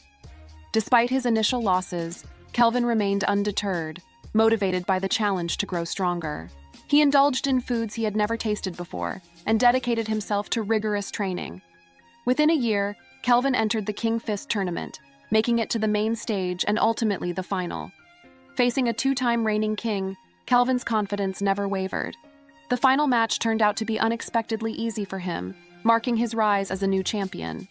They celebrated Kelvin's victory at a restaurant, where all gym members congratulated him. However, Kelvin internally felt a lack of excitement. To him, the battles felt like routine work. Opponents seemed frozen, unable to see his attacks coming, leading to repetitive and unchallenging victories, which he found boring. Despite only a year of training, Kelvin felt he could grow stronger, but also realized that continuous training might prevent him from enjoying the fights as he once did. Nevertheless, he persisted in his training, driven by the enjoyment of becoming stronger and fulfilling his coach's expectations, the man who had rescued him from the slums. After winning the Fist King tournament again with just a single blow, Kelvin found no joy in his victories. A year later, he overheard a conversation about the declining popularity of the competitions due to his dominance, which threatened the gym's business. Despite proposals to fix matches, his coach refused, prioritizing Kelvin's legacy as the strongest champion over the gym's financial concerns. Kelvin learned that his coach saw him as a surrogate for his own late son, who died unexpectedly at 19. This revelation made Kelvin more determined not to cause any trouble for his coach, even if it meant faking his performance in matches to please the audience. This approach revitalized the gym and the tournament's popularity, validating Kelvin's decision to entertain the crowd as his way of repaying his coach. During the match with Blowstone, Kelvin confessed he couldn't fight seriously, to which Blowstone responded by limiting himself to using just 2 fingers.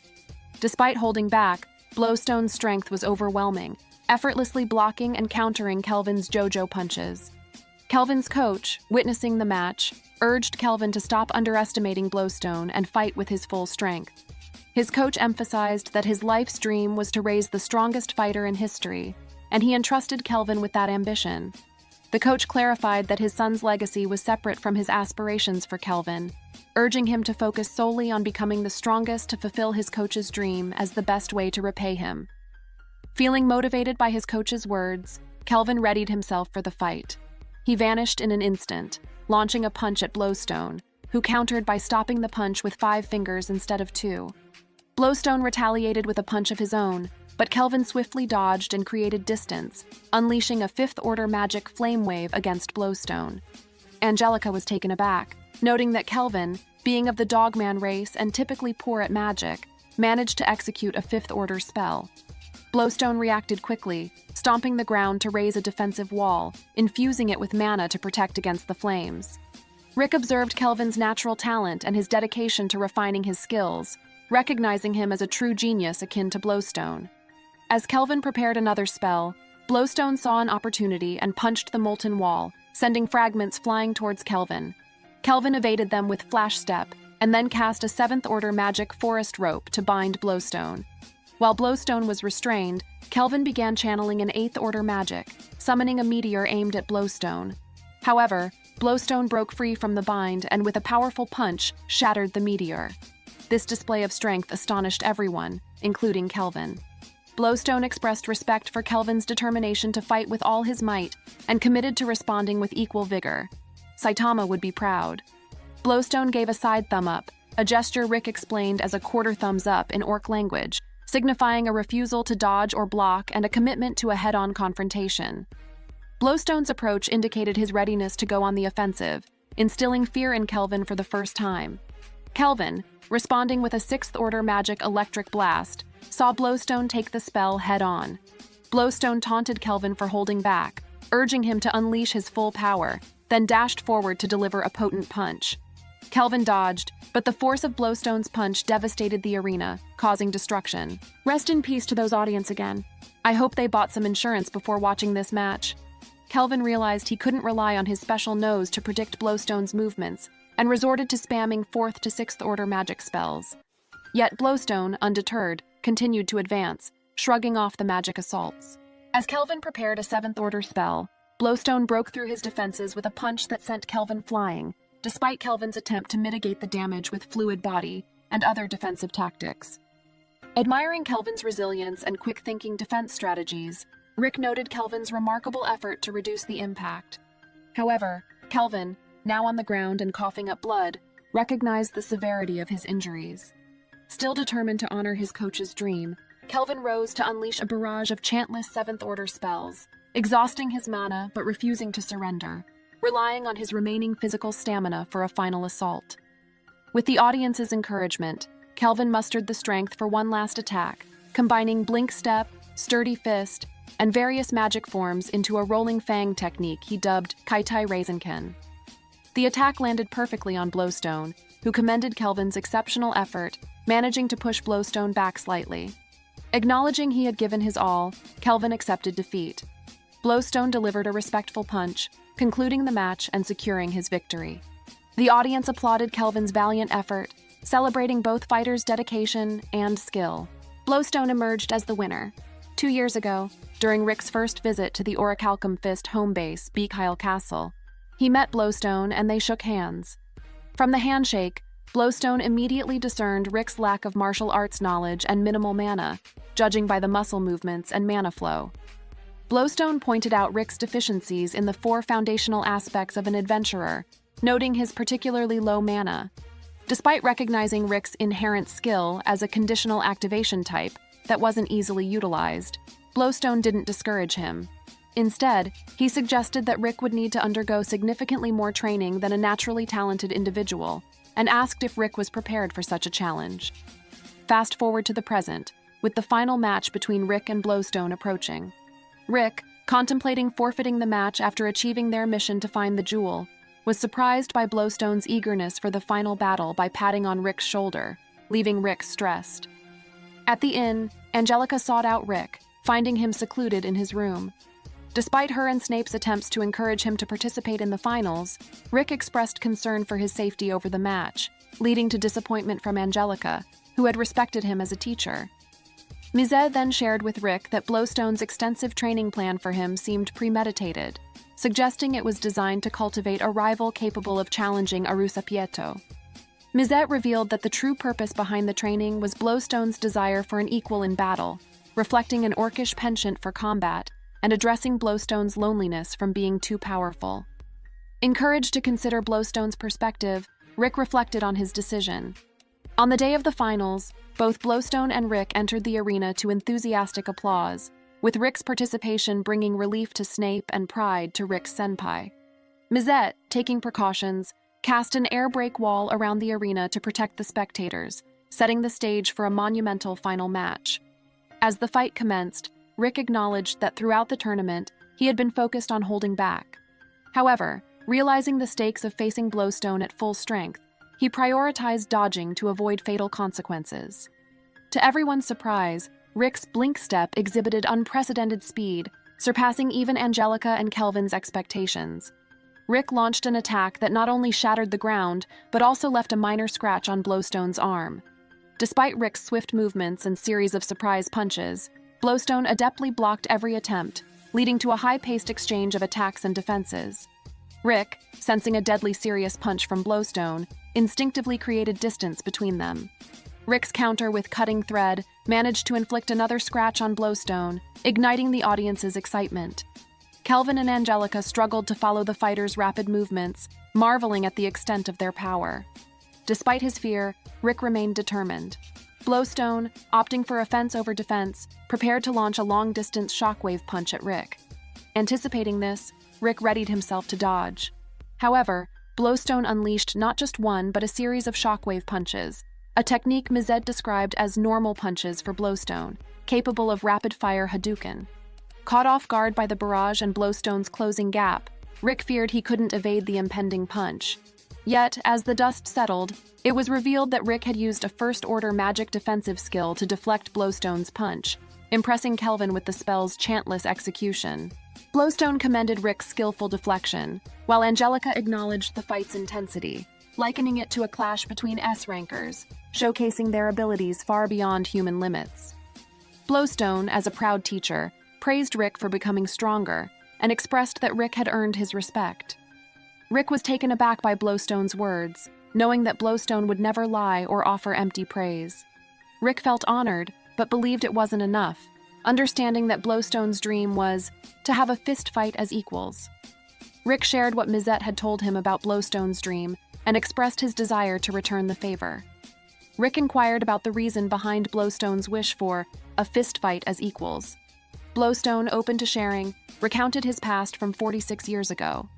Orcs traditionally lived in gender-segregated tribes, but Blowstone noticed he was different from his family and other orcs at a young age due to his gray skin and higher intelligence. He taught himself to read and write using books left by humans, adopting human lifestyles and habits, and named himself Blowstone. He also learned martial arts, magical knowledge, and healing magic, as orcs often resolved disputes through combat. In orc tribes, the strongest individual became the boss. Blowstone's father, the chief of their tribe, couldn't understand why Blowstone only read books all day and eventually picked a fight with him over it. When Blowstone defeated his father in a challenge, he became the boss at around 10 years old. Using his knowledge, Blowstone improved his tribe's living conditions by building houses, cooking food over fire, and teaching nonviolent communication. Eventually, his tribe started to view him as a deity rather than a boss. No one challenged him or sought to engage in fistfights with him anymore. Even his family revered him from a distance.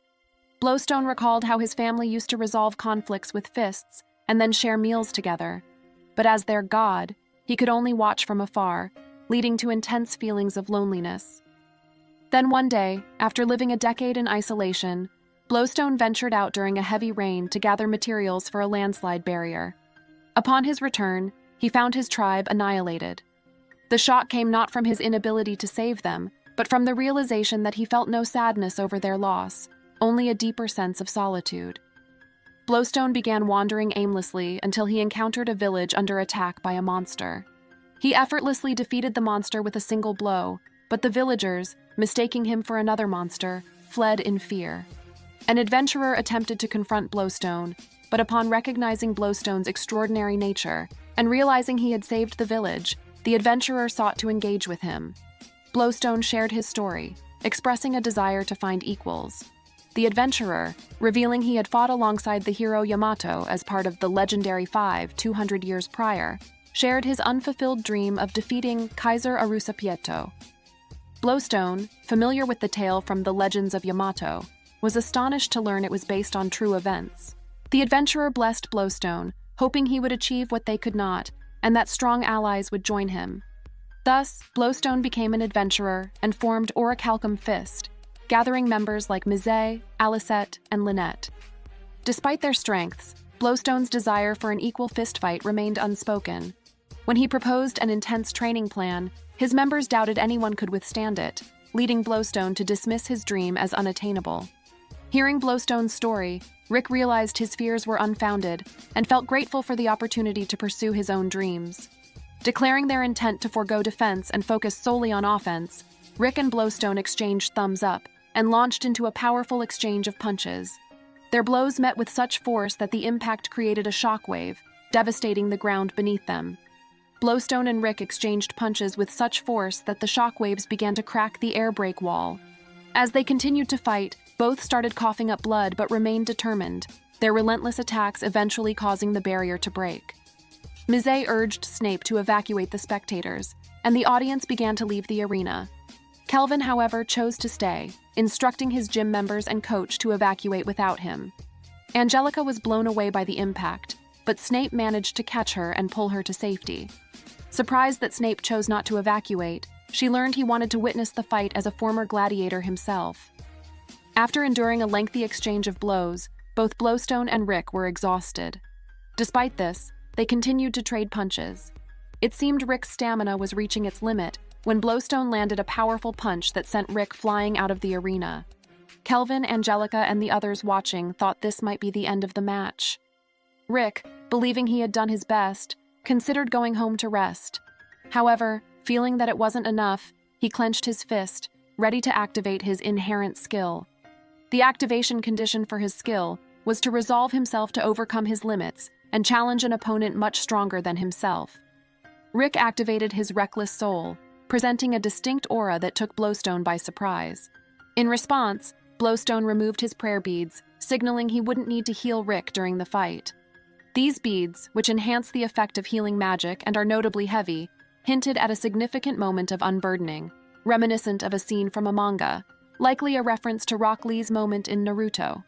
Kelvin braced himself to witness their unleashed power. As Rick charged at Blowstone, Blowstone, with a smile, prepared to receive Rick's powerful blow. After enduring it, Blowstone delivered a counter uppercut to Rick's stomach, leading to a fierce exchange of punches between them. Blowstone reflected on his long-held dream of a fist fight between equals, but realized he was no longer alone, cherishing the allies willing to go to great lengths for him. Acknowledging this, Blowstone welcomed another powerful punch from Rick with a smile. As the fight reached its climax, both fighters appeared to hit their limits. Yet they prepared for one final punch, resulting in an enormous impact shrouded in smoke. When the smoke cleared, both were still standing, but Rick, acknowledging Blowstone's resilience, collapsed, conceding defeat. The host declared Blowstone the winner of the 113th tournament. However, Blowstone, recognizing the significance of their battle and the fulfillment of his dream, regarded Rick as the true victor before he too collapsed, marking a profound conclusion to their epic showdown. That's some good shit, simply beautiful. 3 days after the finals, Rick awoke in his bed, feeling the lingering pain from the after effects of his skill. His senpais greeted him warmly, relieved he had regained consciousness earlier than usual. Confused, Rick wondered aloud if they had been attacked by a dragon, his senpais to explain that he had taken so many hits that his memories were muddled. Alicette shared the results of the contest that Blowstone had won the match, but in his eyes, Rick was the true victor. Blowstone, not one to give up easily, acknowledged Rick's strength. Rick, in turn, recognized that Blowstone hadn't used attack magic during their fight and could have healed himself fully 30 more times. He knew he couldn't have won if Blowstone had used his full abilities. Blowstone thanked every member of Orichalcum Fist for helping him fulfill his dream, expressing his gratitude once more. Now, for the Fist King's 113th tournament belt ceremony. Normally held in the central arena, it was moved to the eastern arena due to the destruction caused during the finals. Kelvin, Rick, and Blowstone entered the ceremony to the cheers of the crowd, standing on the winner's podium. Blowstone in first place, Rick in second, and Kelvin in third. Kelvin's coach found it amusing that Kelvin ended up in the third spot this year, while Orichalcum Fist's members laughed at Blowstone's slight unhappiness and Rick's nervousness. After the event, back at the inn, they finally found the second of the 6 jewels. the royal yellow. They were thrilled to have it. Angelica wondered how to detach the jewel from the belt, but Blowstone effortlessly pulled it out with his finger, surprising Angelica while the others remained unfazed. With this, only 4 jewels remained to be found. The next day, in Snape's office, Kelvin visited and learned that Blowstone and Rick had erased their fighter registrations, returned the belt, and left. Kelvin understood their intentions, knowing their goal was the jewels, not victory. Snape, somewhat bemused, handed the belt to Kelvin, hoping he could temporarily carry it. Kelvin, realizing they had switched out the jewel, he accepted. Back with Orichalcum Fist and Angelica, they prepared to leave Heracutopia. Everyone packed their luggage into the carriage. When Angelica excitedly tried to get in, Blowstone stopped her, explaining that the carriage was for luggage only. Mizet and Alicet would ride in it, but the rest would run home as part of their training. Angelica, stunned, asked how far they had to travel. Rick revealed it was 2,800 kilometers, which they planned to cover in 3 days. Even the horses backed away in fear. Reflecting on his experience, Rick was grateful for the tournament and looked forward to returning as a spectator. In Heracutopia, Kelvin, carrying the belt, encountered Kingdom Knights. One knight, clad in black, emanated a powerful and dangerous aura. Kelvin, sensing the knight's strength, realized he was on a different level from Blowstone and Rick. Curious, Kelvin wondered about the knight's identity and why his uniform differed from the others, suspecting he might be a special class knight. The Black Knight, having arrived too late to see the tournament, expressed his disappointment at missing the matches while on duty. Angelica collapsed to the ground after reaching the castle, having completed the grueling journey in 7 days. Rick praised her perseverance, welcoming her warmly to Orichalcum Fist's home base. Mizet and Alicet greeted her warmly, though their arrival did not go unnoticed. Someone was spying on them from behind a bush as they entered the castle. In a conversation with Rick, Angelica revealed why she insisted on coming to their base. She wanted to train by herself, distancing herself from her noble background. She was eager to experience the same rigorous training that Rick had endured. Shocked, Rick tried to dissuade her from going through the hellish training. However, Angelica remained determined, stating that she couldn't pass up such an opportunity to become stronger. Their conversation caught Blowstone's attention.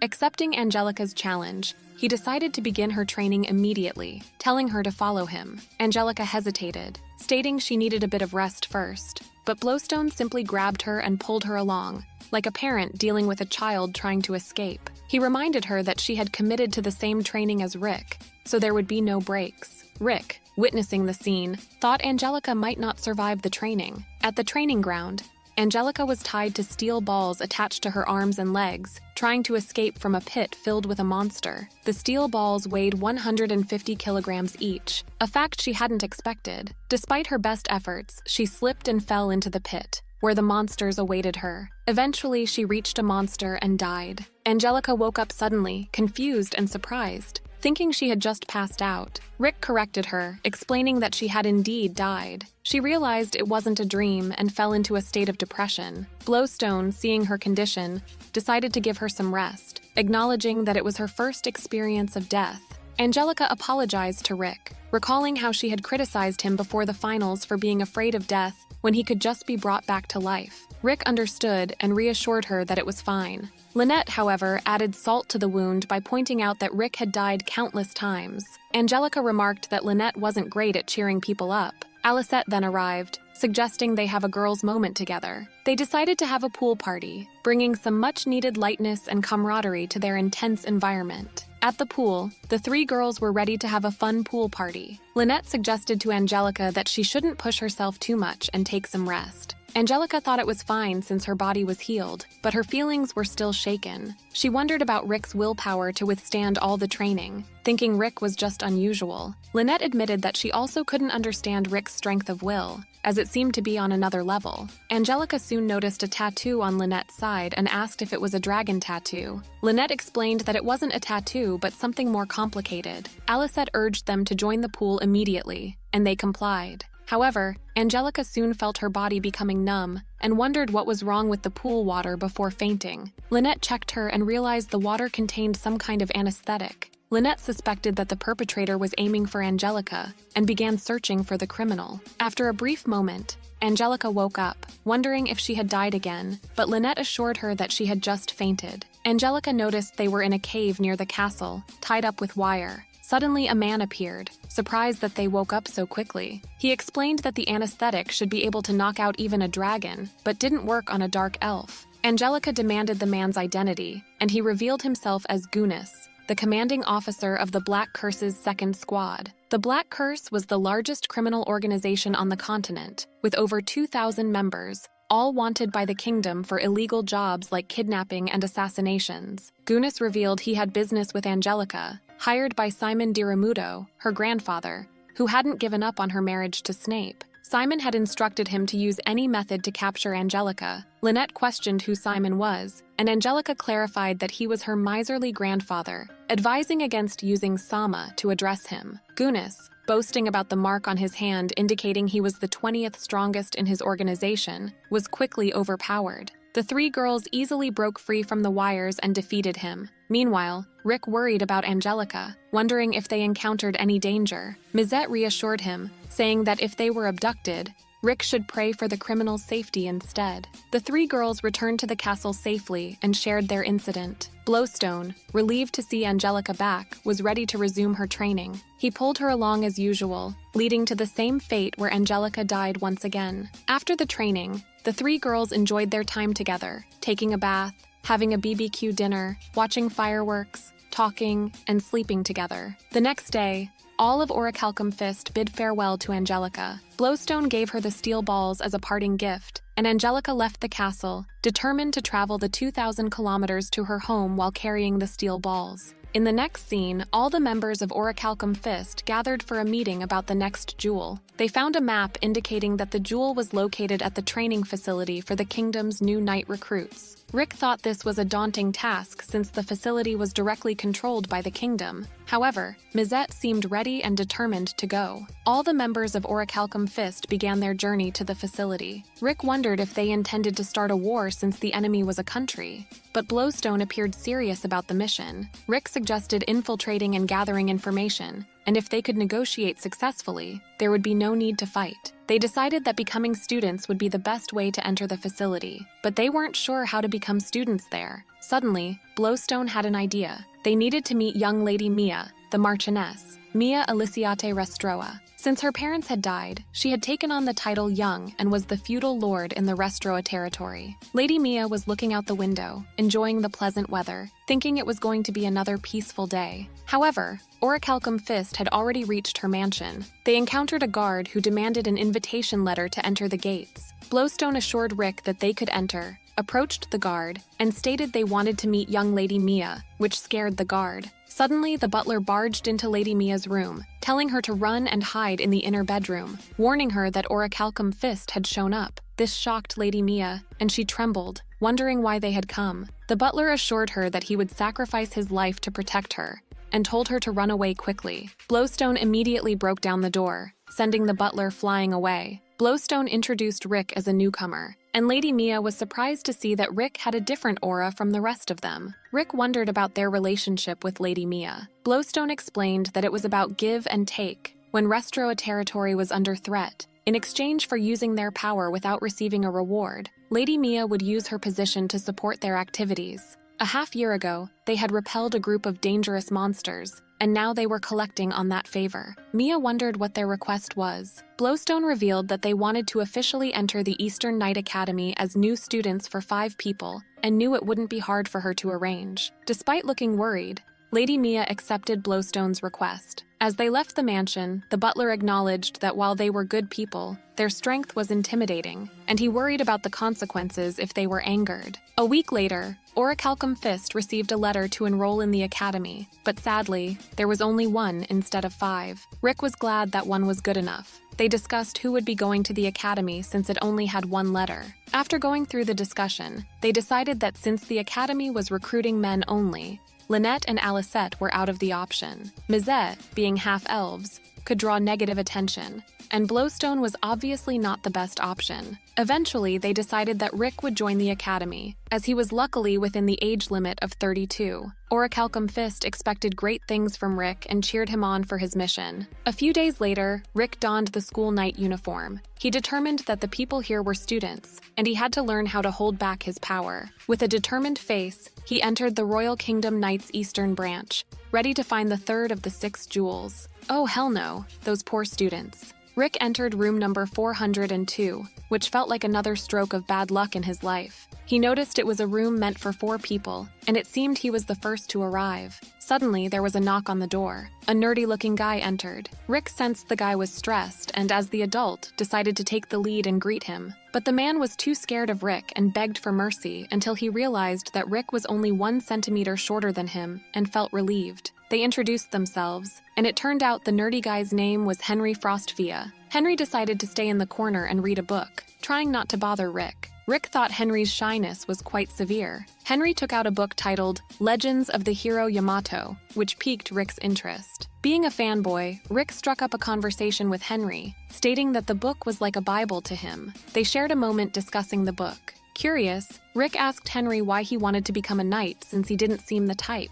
Henry revealed that his household, Frostfia, was relatively well known. His dad was a noble and a former A-rank adventurer. His mother, older brother, and older sister were all at the tops of their respective fields, painting a picture of an elite family, leaving Henry feeling like the odd one out. Unlike his family, Henry stayed home reading books, feeling like he was good for nothing and hating himself. But his dad always believed in him and proudly declared that Henry would become a great man one day. Henry thought his dad said it out of love, but the unwavering look in his dad's eyes made Henry determined not to disappoint him. So, to change the self he hated, he decided to take the knight entrance exam. Thanks to being a bookworm, he topped the written exam and passed. Rick respected Henry for taking that first step, unlike Rick, who had a late start. Henry was curious about why Rick, at his age, wanted to join the academy and asked about his reasons. Rick tried to change the topic when suddenly another man appeared, glad he had found his room. The new guy was tall, about 190 centimeters, which scared Henry. Rick greeted him warmly, and the man, not expecting an older man in the academy, introduced himself as the second son of the Koblenz barony, Guile Koblenz. Henry hid in the corner, scared of people taller than 175 centimeters. Guile approached him, offering to take Henry as his little brother. Rick worried that their personalities were totally opposite and wondered if they could get along or end up being incompatible. Suddenly, another man appeared, a strikingly handsome one. Rick thought the guy looked too pretty for a man. He is a reverse trap. I sense he is a woman. You can't convince me with my 20-plus years of experience in anime. Trying to be friendly, Rick greeted him, but the pretty man was unfriendly, stating they were just roommates and nothing more. He introduced himself as Arc Gervais. Guile boasted about the room having an old man, a skinny nerd, and a frail guy with long hair, saying there were no good guys besides him. He offered to take Arc as his little brother too. Arc ignored him, and Rick realized these two wouldn't get along. To avoid standing out and to search for the jewel, he needed to handle this before a fight broke out. They exchanged provoking and harsh words, leading to a fight. Rick stepped in and blocked their attacks head-on, impressing both of them. Rick told them to calm down since it was the first day of school. Henry was impressed by Rick's speed, while Guile and Arc were impressed by his strength. They couldn't move their arms at all, as if they were fixed in place. On the practical exam, Guile had topped in power, and the mana he used to strengthen his arm was negated by Rick in just a fraction of a second. They wondered how Rick managed to stop them and what kind of man he was. Rick acknowledged their strengths, noting that Guile was a physical strength type with much power without using any strengthening magic, and Arc was a body control type who matched the initial movement of his attack and the timing of his body strengthening magic well.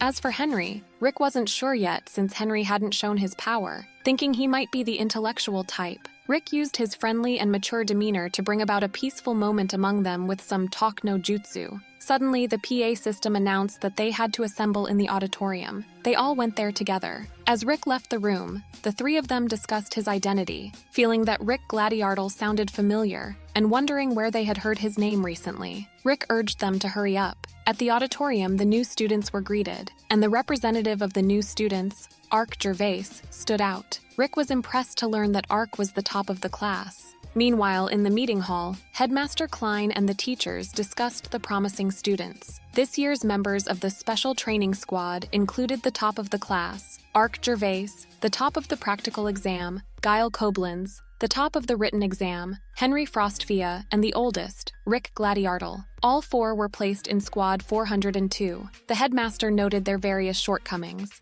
Ark, despite his excellent results, was a commoner. Guile, despite his strength, was the bottom in the written test. Henry, despite his intellect, was the bottom in the practical, and Rick had the lowest mana and was 32 years old. These shortcomings made them perfect candidates for the Special Training Squad, meant to serve as examples to other students and to encourage those with good grades to keep working hard. The next day, a teacher introduced himself as second-class Knight Pedic, and he would be Squad 402's instructor for the next 6 months. He pointed to a huge mountain summit and explained that each squad had to retrieve tags with their squad numbers from the peak and bring them back within a 2-hour time limit. If even one member of their squad didn't make it on time, the entire squad would face extra training. For Knights, cooperation and teamwork were crucial. However, Pedic announced that Squad 402, being composed of outstanding individuals, was chosen for a special challenge. They had to take a more rugged path from the northwest. Deep down, Pedic knew that even a professional knight would take 3 hours to complete this path and eagerly anticipated watching Squad 402 fail.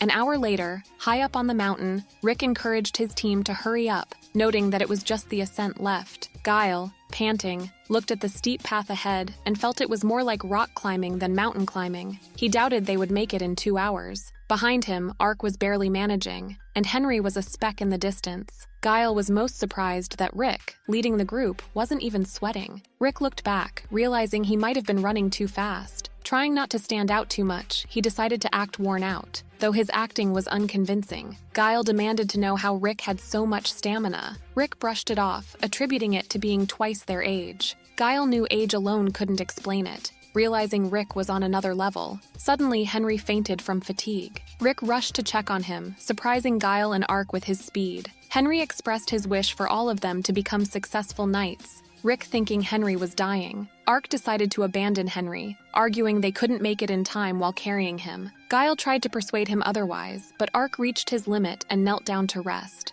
Rick, carrying Henry, reminded them of Pedic's emphasis on teamwork and cooperation. Guile and Ark were astonished by Rick's stamina and strength. Rick urged them to leave everything to him and offered to carry them as well. Back at the academy, Pedic checked his watch, noting they had 10 minutes left. He eagerly anticipated giving Squad 402 additional training, expecting them to fail. Suddenly, Squad 402 returned, surprising Pedic. Rick praised Guile and Ark for running the last 5 kilometers on their own. Pedic was shocked they completed the hardest course first, and questioned if they had cheated. Seeing the genuine tag cards, he had no choice but to accept their success, and agreed to let Rick take Henry to the infirmary. That night, Rick wondered where Ark had gone. Guile was unsure too. Deep down, Guile felt ashamed for losing to someone older and for needing to be carried by Rick, feeling pathetic. The next day, Pedic suspected Squad 402 of cheating and planned to watch them closely during the day's training. He announced a mock battle against a newly promoted first-class knight who had achieved the rank at the young age of 17. As the knight entered,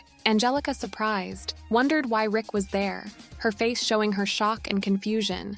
Teacher Pedic wondered if Angelica knew Rick, to which she replied that he was just an acquaintance. The teacher insisted on starting the mock battles, but Angelica knew that if she fought Rick, she would look like a fool to everyone who didn't already know him. So she found an excuse, saying that since it was only their second day of training, it was too early for a mock battle. Instead, she decided to have them do some ordinary strength training. However, in the next training session, Squad 402 was again the first to complete the task, surprising Teacher Pedic and making him suspect they were cheating. Determined to expose them, he wanted to make the mock battle happen somehow. Angelica then demanded a private chat with Rick. Behind the school, Angelica guessed that Rick had come to the academy for the next of the 6 jewels. Rick confirmed this, impressed by her intuition. Angelica didn't delve into how Rick managed to enroll, but wanted to know the situation. Rick admitted he hadn't found any clues yet since it was just the second day, and he was trying his best not to seem suspicious. Angelica decided to help him, hoping he wouldn't cause any disturbances. Rick was grateful and called her sensei. Angelica asked about the other members of Orichalcum Fist, and Rick explained that they would infiltrate in different ways and would show up soon. Angelica shared her promotion news with Rick and thanked him for the training, feeling proud in her first-class night uniform, and enjoying a sense of superiority seeing Rick in the new recruit uniform. Back at the training ground, Ark approached Angelica, admiring her strength and expressing his aspiration to be a knight like her. They shared a cute moment, making Angelica happy with his praise. Rick was surprised to see Ark smile for the first time. After the training, Rick suggested they all go to the bath together, but Ark was missing. Guile and Henry, sore from the training, decided not to go, so Rick went alone. In the headmaster's office, Ark was playing chess with the headmaster, who had arranged for Ark, a commoner, to enroll in the academy and had high hopes for him. The next day, Teacher Petit announced another mock battle, this time against first-class knight Vidars. Petit was eager to see Squad 402 fail and wanted to crush their spirits. Vidars, seeing Squad 402, intended to test their strength and hoped to demoralize them. He started with Guile, who was determined to fight his best. The match began with Guile's vertical slash, but Vidars blocked it easily with one hand, impressed by Guile's power without strengthening magic. Vidars then used Study Fist, hardening his wooden sword and eventually breaking Guile's sword, sending him flying and winning the match. Rick hadn't expected the school to be this strict. Next was Ark's turn. Vidars was pleased to face the top student. Ark maintained his stance and didn't initiate the fight, which Vidars acknowledged. When Ark moved, he did so swiftly, closing the distance and clashing swords with Vidars. Despite Ark's speed, his attacks were light. Vidars parried and then used chantless third-order magic, Arrow Blast, blowing Ark away. Rick thought this was overkill. Henry was the next opponent, and Vidars looked down on him, seeing him as the weakest. Henry hesitated, and Vidars mocked him, letting him have the first strike. When Henry attacked, Vidars saw many openings and delivered a stomach blow, hitting a vital point. Henry fell, holding his stomach in pain, but Vidars demanded he stand and fight. Vidars continued to torment Henry, who eventually begged for him to stop. Guile, feeling helpless, watched as Henry was repeatedly beaten. Just as Vidars was about to deliver a blow to Henry's head, Rick appeared, blocking the attack with his back, breaking the wooden sword. Rick declared that Henry had reached his limit, and it was time for Vidars to train him instead. Vidars demanded to know why Rick was getting in his way, and berated Henry once more. Rick told Guile to take Henry to the infirmary. Rick then stated that this mock battle wasn't about strictness, and couldn't even be called training. He knew that the training he underwent before was 10,000 times stricter, but he overcame it because his senpais were looking out for him. Ready to confront Vidars, Rick demanded that if Vidars wanted strict training so badly, he should train him instead. Vidars agreed to give Rick a special mock battle. Inside the school's gymnasium, all the students gathered. Vidars explained the rules. Rick was free to use any of the weapons behind him, and they would compete as if in a real fight. Killing wasn't allowed, but grave injuries could still happen. Rick understood the rules and prepared to fight. Vidars was glad there were onlookers,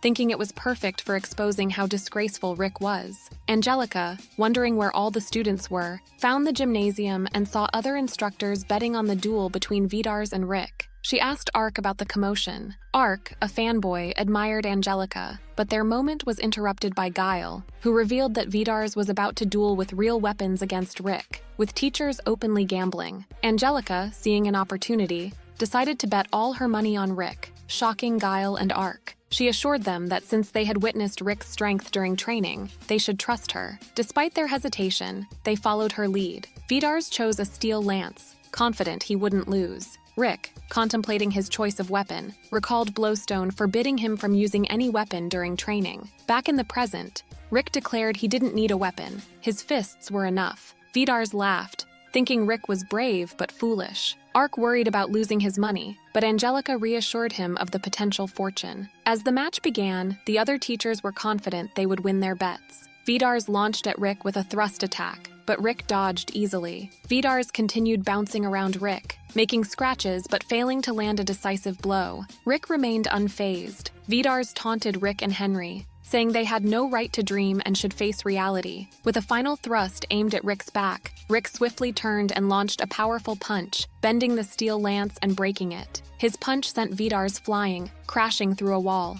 The spectators were shocked by Rick's strength, except for Angelica, who wore a smug smile, proud of her easy money. After the dust settled, Vidars lay on the ground, unable to continue. Angelica sarcastically noted how much they would win with odds at 100 to 1. Giles suddenly remembered something. As a fan of the Fist Kings tournament, he watched every year. This year's final featured a monster who overwhelmed Kelvin, Giles' role model. But there was someone who slugged it out with him as an equal, an ordinary old guy bad at magic. Guile couldn't believe it at first, but realized that the man standing before him was Rick Gladiardal, the runner-up of the Fist King tournament. Pedig approached the fallen Vidars, worried about him. Angrily, he declared that Rick, as a trainee, had no right to hit an instructor and would be expelled. Additionally, for collective responsibility, the rest of his squad would also be expelled. Knowing he was going to be expelled anyway, Rick decided to give Pedig a payback beating. Pedig, fearing Rick's aura, quickly ran away, carrying Vidars. Angelica thanked Rick for his duel and the easy money she won from her bet. Ark didn't expect her to earn that much for the first time. In the corridor, Rick used a Dragon Ball radar. Crystal ball that would glow when it was within 4 meters of high-density magic like the 6 jewels. However, there was no reaction. Rick appreciated Angelica's help, and they reminisced about their adventures and admired the other 3 students. Suddenly, they stumbled upon Lynette, who was cleaning the floor in a janitor's uniform. Angelica was glad to see Lynette, and wondered why she was dressed as a janitor. Lynette thought no one would suspect her in that disguise, but Angelica wasn't convinced. Angelica asked if the other senpais would come, and Lynette revealed they would arrive soon, using a last resort method to infiltrate and needing help from the inside. At the corner of the school, they heard their senpais' voices. Rick hoped they weren't planning to jump over the fence, worried about the barbed wire on top. The senpais planned to open a hole in the fence. Rick feared the noise would alert the enemy, but the senpais assured him of their skills. Suddenly, a laser cut through the fence, almost hitting Angelica. The laser slowly created a rectangle door shape, and the wall piece fell, which Rick caught and carried. They successfully infiltrated the academy, and Angelica remarked it would have been better to jump over the fence. Rick wondered what to do with the wall piece, and Blowstone said Mazette would make it into a door. A few moments later, the door was completed, but it looked somewhat ridiculous. Blowstone asked about the 6 jewel situation. Rick admitted he had no progress, so Blowstone decided to join the search. Angelica worried they would get caught, but Blowstone assured her they were good with disguises, despite their unconvincing auras. In the meeting room, other instructors asked Instructor Pedig about the training progress for Squad 402. He revealed Vidars would need 5 months to fully recover, and mentioned Rick was the runner-up in this year's Fist King tournament. The instructors decided to isolate Rick and work on the other squad members to fan discontent. Back in his room, Guile fanboyishly welcomed Rick, admiring his fight in the Fist Kings tournament. He apologized for being rude before, but Rick assured him they were squad mates and should treat each other as equals, making Guile emotional. Henry thanked Rick for saving him, and Rick apologized for stepping in too late. Henry appreciated it and admitted he shouldn't have acted pathetically. Guile admired Henry's determination, and they had a bonding moment. Rick suggested they head to the baths together to prove their equality. They agreed and went to the bathroom, wondering why Ark was always missing during this hour. They had fun conversations in the changing room, noting there was no specific gender bath section since guys and girls didn't attend the academy at the same time. Guile admired Rick's muscles, and Rick proudly showed them off. In the bathroom, they heard Ark's voice. Thinking it was perfect timing for a group bath, they opened the door, only to be shocked. Henry's glasses broke in surprise as they found out that Ark was actually a girl, bathing together with Angelica. Angelica tried to pluck Rick's eyes out to ensure he never did something like this again. Ark apologized for hiding her true identity, and the boys, who had not caught on, were stunned to learn that Angelica knew Ark was a girl all along. Angelica pointed out that Ark clearly looked like a woman, even if she hid her chest, but the boys hadn't noticed at all. She called them dimwits. Ark, being a fangirl, shared her first meeting with Angelica. In a flashback, we see Ark having a private conversation with Angelica, who quickly realized Ark was a girl and promised not to reveal her secret. Angelica assured her that since they were the only women at the academy, Ark could rely on her. With her Riz no Jutsu, Angelica struck Ark's heart, warming her deeply. Back in the present, Ark was still fantasizing about that moment. The guys discussed whether they had any inkling that Ark was a girl, but none of them had. Guile, being insensitive, straightforwardly asked why Ark hid her gender, especially since there would be an enrollment period for women in half a year. Ark revealed her true identity as Alma Gervais, and Ark was her little brother's name. Most students at the academy were nobles or children from wealthy families, while her family was quite poor. Despite this, they lived modestly and happily until about a month ago. To help their merchant parents, she and her brother joined them on a trip to town.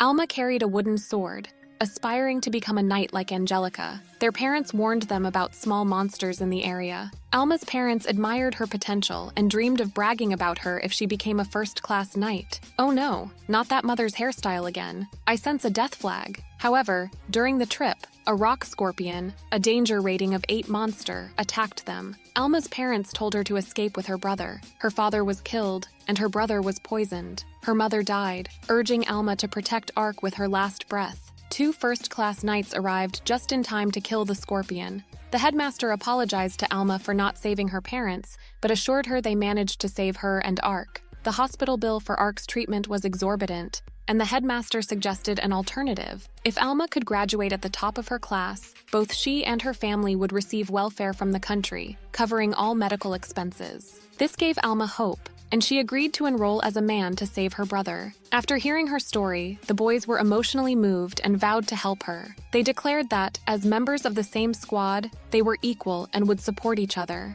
Alma, moved by their words, shed tears of gratitude. Rick came up with an idea. He noted that the training squad 402 underwent seemed designed to make an example of them. As it stood, it would be difficult for Alma to graduate at the top of her class. To counter this, Rick decided to train the 3 of them. Angelica added that they needed to watch out for the murder notice, implying the training would be intense. Rick was excited to train them for the next 3 months, and everyone cheered, especially Guile, who wanted to do the same training as Rick and become like him. However, Rick, with an intense gaze, told Guile that he was too young to rush toward death. Angelica added that the exam wouldn't be an issue if his spirit was broken.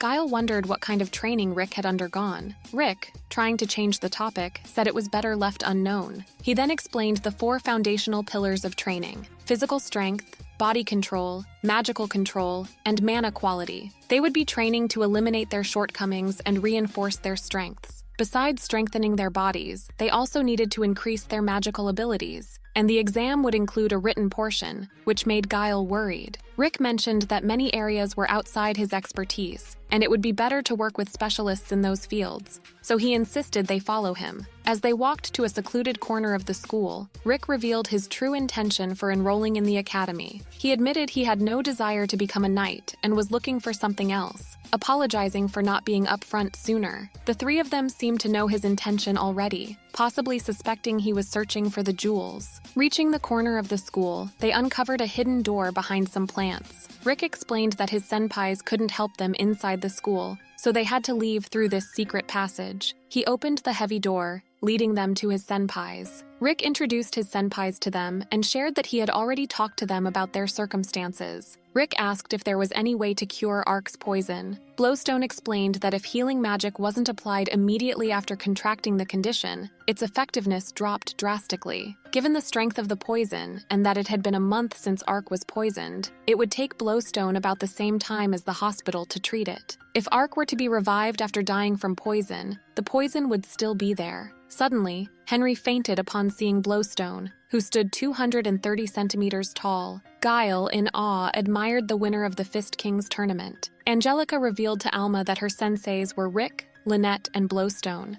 Alma, surprised that Rick was Angelica's sensei, apologized to Rick for her previous rudeness. At the training ground, Mizette and Alicette were assigned to train Guile in magic. Mizette was disappointed he didn't get the chance to train Alma. Henry, to build his physical strength, would be working with Blowstone. Alma, to improve her body control, would train with Lynette and Angelica. Rick warned the senpais to avoid casualties and reminded them that these 3 weren't as slow to start as he was, so there was no need to train them to death. Angelica added, teasingly, that Rick did kill her during training. Despite Rick's warning, the senpais seemed displeased. Since it was already late, they decided to start training the next day and meet every night after lights out for the next 3 months. The next day, after completing the academy training, Rick insisted they rest and eat, as they would have another training session at night. The 3 of them, pumped up and ready, faced the night training. Angelica, curious about their progress, decided to check on them. She pulled the secret door open and was disappointed by the noise they made, feeling they were bad at hiding their presence. When she reached the training ground, it was a total hellscape. The three of them were undergoing hellish training. Angelica called for an emergency meeting, demanding to know what kind of training they were doing. Alicette explained she was throwing mud balls infused with magic, and Rick was running while pulling Henry behind him, similar to how he had trained Angelica before. Lynette said she was just having a normal sparring session. Angelica, disappointed that Rick hadn't held back in training, scolded them for the intense sessions. The three trainees fainted on the spot from exhaustion. Blowstone suggested healing them so they could continue, but Angelica refused. However, Alma, determined to save her little brother, stood up, insisting on continuing her training. Inspired by her determination, Guile and Henry also decided to push on and continue training a bit longer. Angelica agreed to let them continue training, but strictly banned any lethal methods. She decided to modify the training that Rick used before, as it was not meant for humans. They would first work on physical fitness, with the three of them tied to steel balls and running. Thus began their training arc, day in and day out, focusing on body strengthening, body control, mana quality, and swordsmanship, along with Rick's stamina training. In the mornings, they were often exhausted and slept during class, only to continue their grueling regimen of studying, swordsmanship, and running. Back at the mountain running course, Rick had a 20-kilometer run, while the other three had to complete 30 kilometers. Given the intensity, it wouldn't be surprising if their dissatisfaction boiled over at any point. Unexpectedly, Rick returned just 15 minutes after starting, no longer trying to hide his power. Instructor Pettick, attempting to provoke Rick, suggested that the others might have collapsed. However, Rick trusted their strength and believed they would arrive on time. After an hour and 40 minutes, the three of them managed to return. Squad 402 had completed the training. Alma and Guile praised Henry for managing to finish on his own this time. Instructor Pettick was shocked, wondering how all three of them managed to pass the training in time, especially Henry. Oh no, they've created 3 mini-monsters. And then, the day of the midterm exam arrived. Henry rested at the training ground, watching Guile and Alma train. Rick approached him, reassuring Henry that it was fine to take a break since tomorrow was the day of the midterm exams. However, Henry still looked worried. Rick wondered if Henry was concerned about passing the exam, but Henry revealed that he was more worried about being separated from Guile and Alma. Henry believed that Guile and Alma would definitely pass the exam. He reflected on his past, where he was always bullied and never able to make friends. But at this school, he had met Guile and Alma, his first true friends. He feared being the only one to fail and the possibility of them all being separated. He was also haunted by the memory of the spar 3 months ago, where he had been the only one unable to contribute. With midterm exams including spars, he feared he might lose again. Henry confessed that he still couldn't get over his trauma. Whenever he saw big, strong-looking people, he would chicken out. Rick reassured him, emphasizing that Henry's strong desire not to be separated from his friends could also be a source of strength. Rick reminded Henry of how hard he had worked over the past 3 months and assured him that he would be fine. The next morning,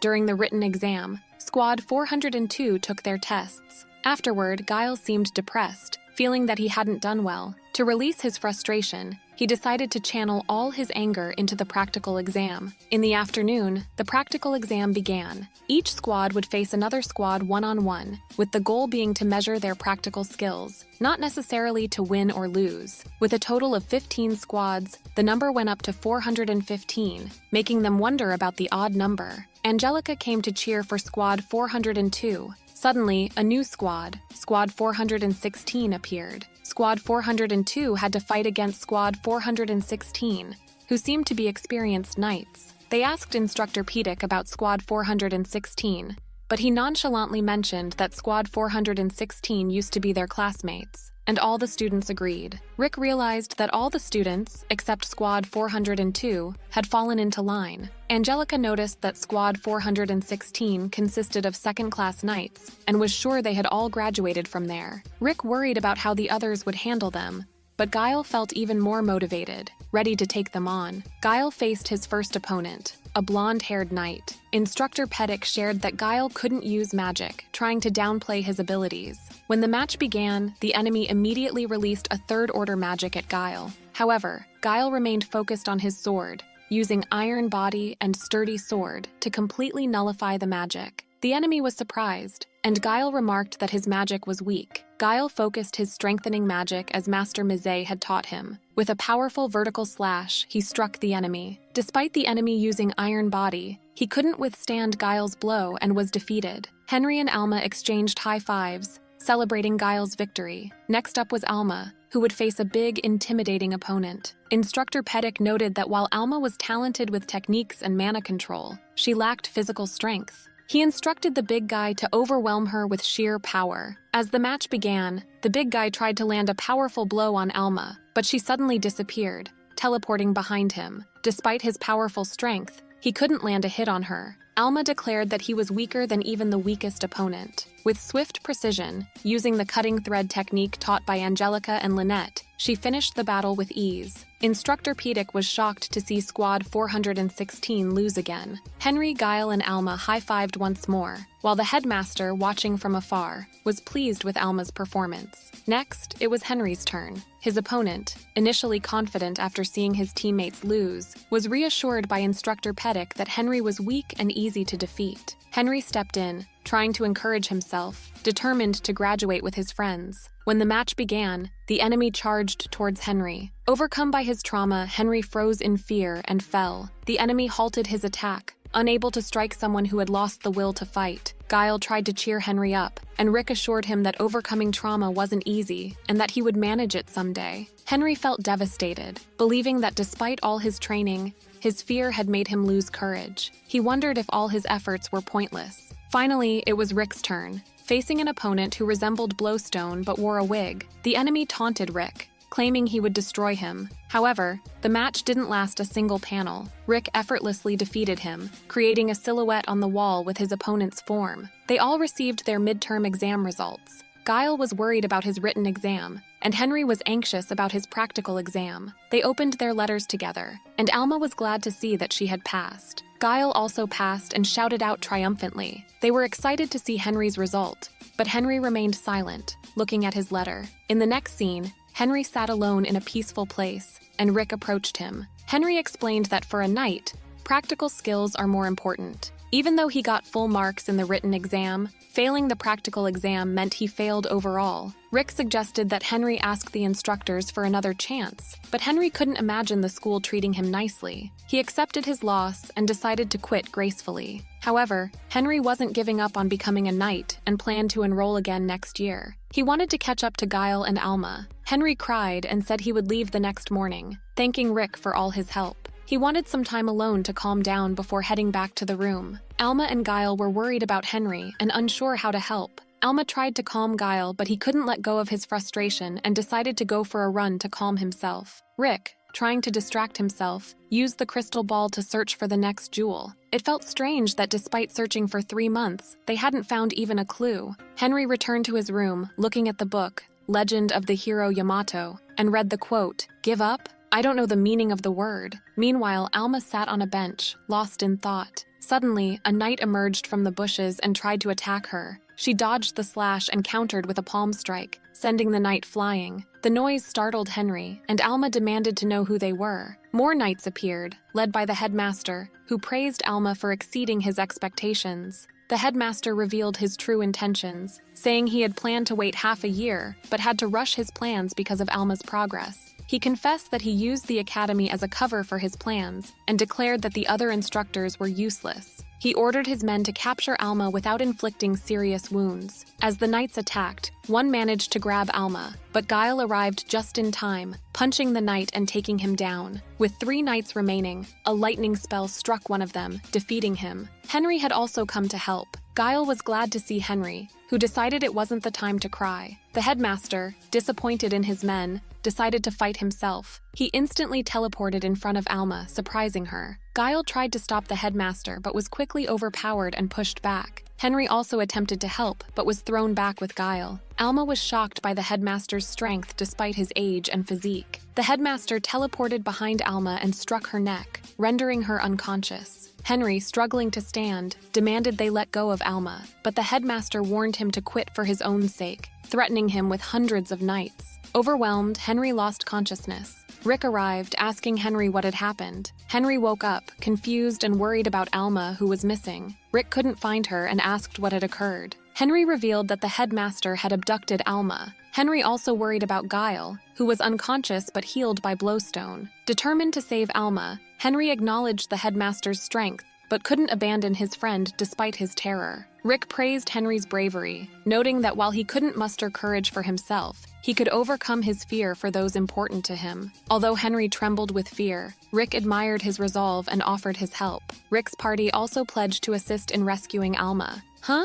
Headmaster? About to be Deadmaster real soon. Everyone gathered to discuss their plan. Angelica had her own idea and wanted to give the headmaster a beating, but her duty as a knight made her task easier. Alicette would send a familiar to Lady Mia. Rick and Henry would head to the headmaster's office to rescue Alma together. At Lady Mia's mansion, she enjoyed a peaceful moment, wondering how Orichalcum Fist's infiltration of the Knight Academy was going after 3 months. Relieved that the awful day had passed, and expecting not to be asked for anything ridiculous for a while, she was startled when something broke through the window. Alicette's familiar appeared, requesting her assistance. Alma woke up to find her hands tied. The headmaster revealed they were in his office at the Knight's Eastern headquarters. He explained that a long time ago this place was the front line in a war, making it the sturdiest among the 5 Knight headquarters. He believed that no matter how strong Rick was, he wouldn't be able to reach them, and even if he did, he couldn't win against him. The headmaster revealed that he had been using a fake name at the academy. His true identity, found in history books, was Klein Gareth Ignoble, the 5th chair of the Knights of the Round Table, and a special class knight. Alma was shocked to realize the headmaster was one of the strongest knights in the world, equivalent to an S-rank adventurer. Klein Ignoble was a legendary warrior and leader in the Great War, making him almost unbeatable.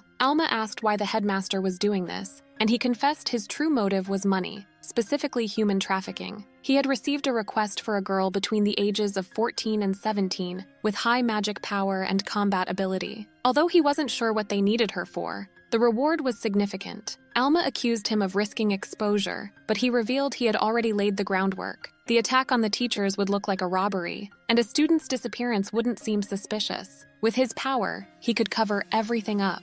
Alma, realizing her hope for survival was minimal, begged the headmaster to save her little brother as promised. The headmaster revealed her brother was merely a hostage, and he intended to kill him after dealing with her. Alma was horrified to learn that the previous accident, where a rock scorpion poisoned her brother and killed her parents, was orchestrated by the headmaster to lure her to the academy. In her desperation, Alma swore to kill the headmaster, vowing never to forgive him. The headmaster, amused by her spirit but confident in his control, moved to knock her unconscious again. Just then, a huge explosion startled him. A knight burst into the room to report that there were intruders, Mizet, Alicette, Blowstone, and Lynette, causing chaos in the base. Mizet brought a tank. Let's fucking go! Meanwhile, Rick and Henry seized the opportunity, knowing that his senpais were pulling all the attention. They infiltrated through a wall and decided to split up to search for Alma. At the south gate, all the knights tried to stop Lynette, mistaking her for a mere maid. Lynette stated that she would be as considerate as possible and offered anyone who wished to surrender the chance to voice out at any time. She then readied her fighting stance, wearing wire gauntlets. Swiftly, she dashed through all of them, instantly knocking them down and breaking their swords. Moving on to another group, she defeated them as well. When another group countered with shields, Lynette cut through them easily. She remarked that these knights were lucky to face her, as she was still within the realm of humans compared to the other 3. At the east gate, Blowstone stood unfazed, even as knights tried to pierce him with their swords, which did nothing to him. Blowstone praised the knights, teaching them as usual, and with a simple swing of his arm, destroyed them. With no other choice, the knights brought out a giant golem. Blowstone, not needing to hold back against a man-made monster, punched it, creating a large hole in its body. He remarked that the knights were fortunate to be up against a musclehead like him, who only knew how to swing his fist, instead of facing one of the other 3 who used skilled techniques. At the west gate, a tank approached the knights, confusing them. Mizet stepped out of the tank, ready to confront them. The knights tried to arrest him, urging him to cooperate, but Mizet retaliated with his double pistols, shooting them unconscious with electric bullets that stunned without killing. As a gunslinger, Mizet dodged all attacks while continuously shooting. Finding it boring, he brought out a bazooka and blew all the knights away. Mizet commented that they were lucky because, unlike him, the other 3 would keep blasting large-range attacks until they reached their very limit. Pretty sure that dude is a reincarnator from our world. At the North Gate, the knights were surprised to see a little girl flying and destroying the gate on her own. Alicette, glad to play with magic, spammed various high-level spells, starting with earth magic to trap the knights, followed by water magic to create a tsunami and blow them away. Knights from a tall tower shot arrows at her, but her fire barrier burned the arrows. She then electrified the tsunami and followed up with fire magic. Alicette, having fun, wondered if Henry and Rick had found Alma. In the headmaster's office, he was impressed by the strength of the intruders, acknowledging their power as troublesome. He decided to keep moving and approached Alma, ready to use a sleeping spell on her. Suddenly, Henry burst in, declaring for the headmaster to stop. The headmaster declared that Henry should stop, suggesting that if he turned around and went back to his room, the next day he could continue his normal day without failing his exam, losing just one friend. However, Henry stepped forward, demanding that the headmaster let go of Alma. The headmaster was impressed by his determination, and Alma, though glad Henry came to save her, warned that he was no match for the headmaster. Henry, knowing the headmaster's true identity, Klein Gareth Ignoble, remained resolute. The headmaster, impressed by Henry's knowledge and determination despite understanding his strength, declared he would make Henry's body understand. Henry, though scared, charged toward the headmaster, attempting to use first-order magic, lighting. However, he tripped and fell, and the headmaster followed up with a kick to his face, sending him flying into a wall. The headmaster offered Henry another chance, but Henry stood up, declaring that he didn't know the meaning of the word give up. The headmaster, thinking Henry was being foolish, picked up a real sword, deciding to end the fight sooner. Henry understood the headmaster's inherent skill, which allowed him to control the force of friction between objects. Impressed but still seeing it as futile, the headmaster prepared to fight. Suddenly, Guile broke through the window, also trying to save Alma. Henry, surprised, asked how he found the headmaster. Guile explained that the boss of the villains was obviously going to be at the top of the noisy place. Henry informed Guile about the headmaster's inherent skill, which nullified physical attacks and enabled powerful counters. Understanding this, Guile devised a plan with Henry to finish the headmaster together. Guile powered himself up with Study Fist, and Henry powered up his fist. Guile then pushed Henry toward the headmaster, and Henry used his magic, Air Shot, successfully landing it on the headmaster's face. Although impressed by their strategy and use of spells, the headmaster was not defeated. He decided to end the game, thrusting his sword toward Henry. Unable to dodge in time, Henry was ready to be stabbed, but Guile protected him, taking the stab himself. Guile fell to the ground, bleeding, and Henry tried to carry him to Blowstone for healing. Guile, coughing up blood, shared that Henry was his first true friend, revealing that those he had considered friends before were merely people under him, scared of his authority and violence. Tired of their conversation, the headmaster prepared to slash them, but unexpectedly someone stopped his swing. It was Rick, who had managed to grab the headmaster's hand just in time, saving both Henry and Guile. Rick declared that they could leave everything to him. Rick insisted Henry save Guile. Henry wanted to bring Guile to Blowstone, but Rick cautioned against moving Guile rashly due to his serious wounds. Instead, Rick reminded Henry of what he had trained for. In a flashback, Henry trained in support magic with Blowstone, particularly healing magic. Now he used that training to heal Guile. The headmaster, recognizing Rick wasn't an ordinary person, was surprised Rick managed to get so close without him realizing it. Henry shared information about the headmaster's inherent skill, and Rick thanked him. Ready to punch the headmaster, Rick was stopped by the headmaster's ultimatum. The headmaster revealed a plan. If they valued Alma's brother's life, they had to listen to him. By channeling mana into a magic stone, a signal would be sent to her brother's hospital room, prompting his underlings to kill him. The hospital was over 30 kilometers away, making it impossible for Rick to intervene in time. The headmaster, proud of his manipulative tactics, forbade them from using any skill, including healing. Guile assured Henry he wouldn't die immediately as the bleeding had stopped. Rick,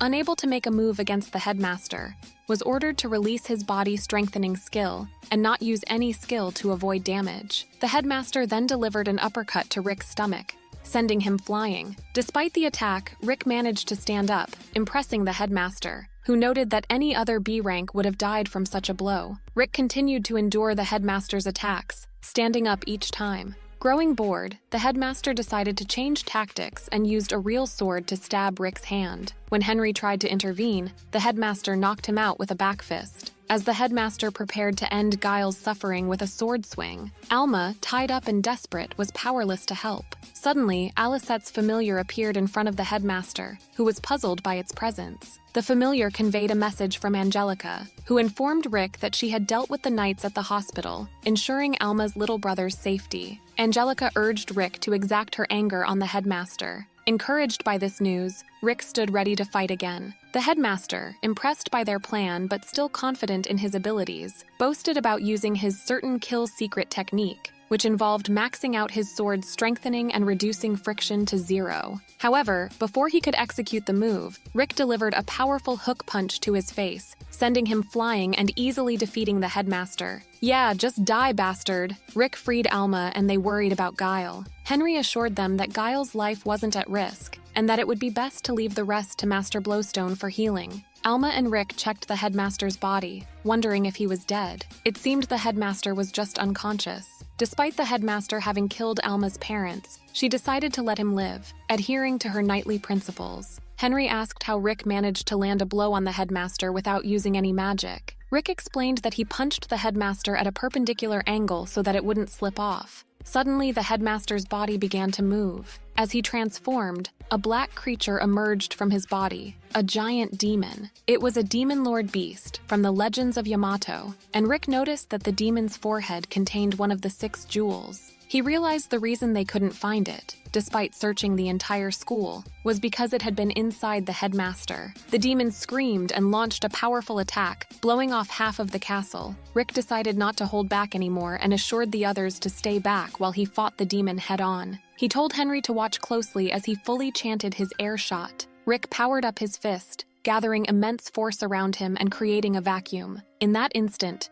the air condensed around his fist. Rick released his air shot, a serious punch that blew off most of the demon's body. However, the demon survived because its core, containing the jewel, wasn't destroyed and began to regenerate. Rick realized avoiding the jewel to not blow it away was a mistake. With low mana, he couldn't fire off another air shot, and physical attacks wouldn't affect the demon. Unsure of what to do, he was surprised when the others stepped up, determined to fight together. The 3 approached the regenerating demon. Henry threw a sword to Alma, who focused her power. Henry amplified the magic, and Guile applied strengthening magic. Alma swung the sword, using their coordinated skill they had practiced without Rick's knowledge. Henry remembered his father's words, realizing they weren't just meant to encourage him, but were his father's true feelings. Determined to save his friends and become the best son, Henry supported Alma. Alma swung her sword toward the demon, unleashing the skill Trinity Saber. The powerful blow disintegrated the demon's body and destroyed its core completely. Rick was glad to see their success. Despite being half his age, they had come so far, and he felt proud,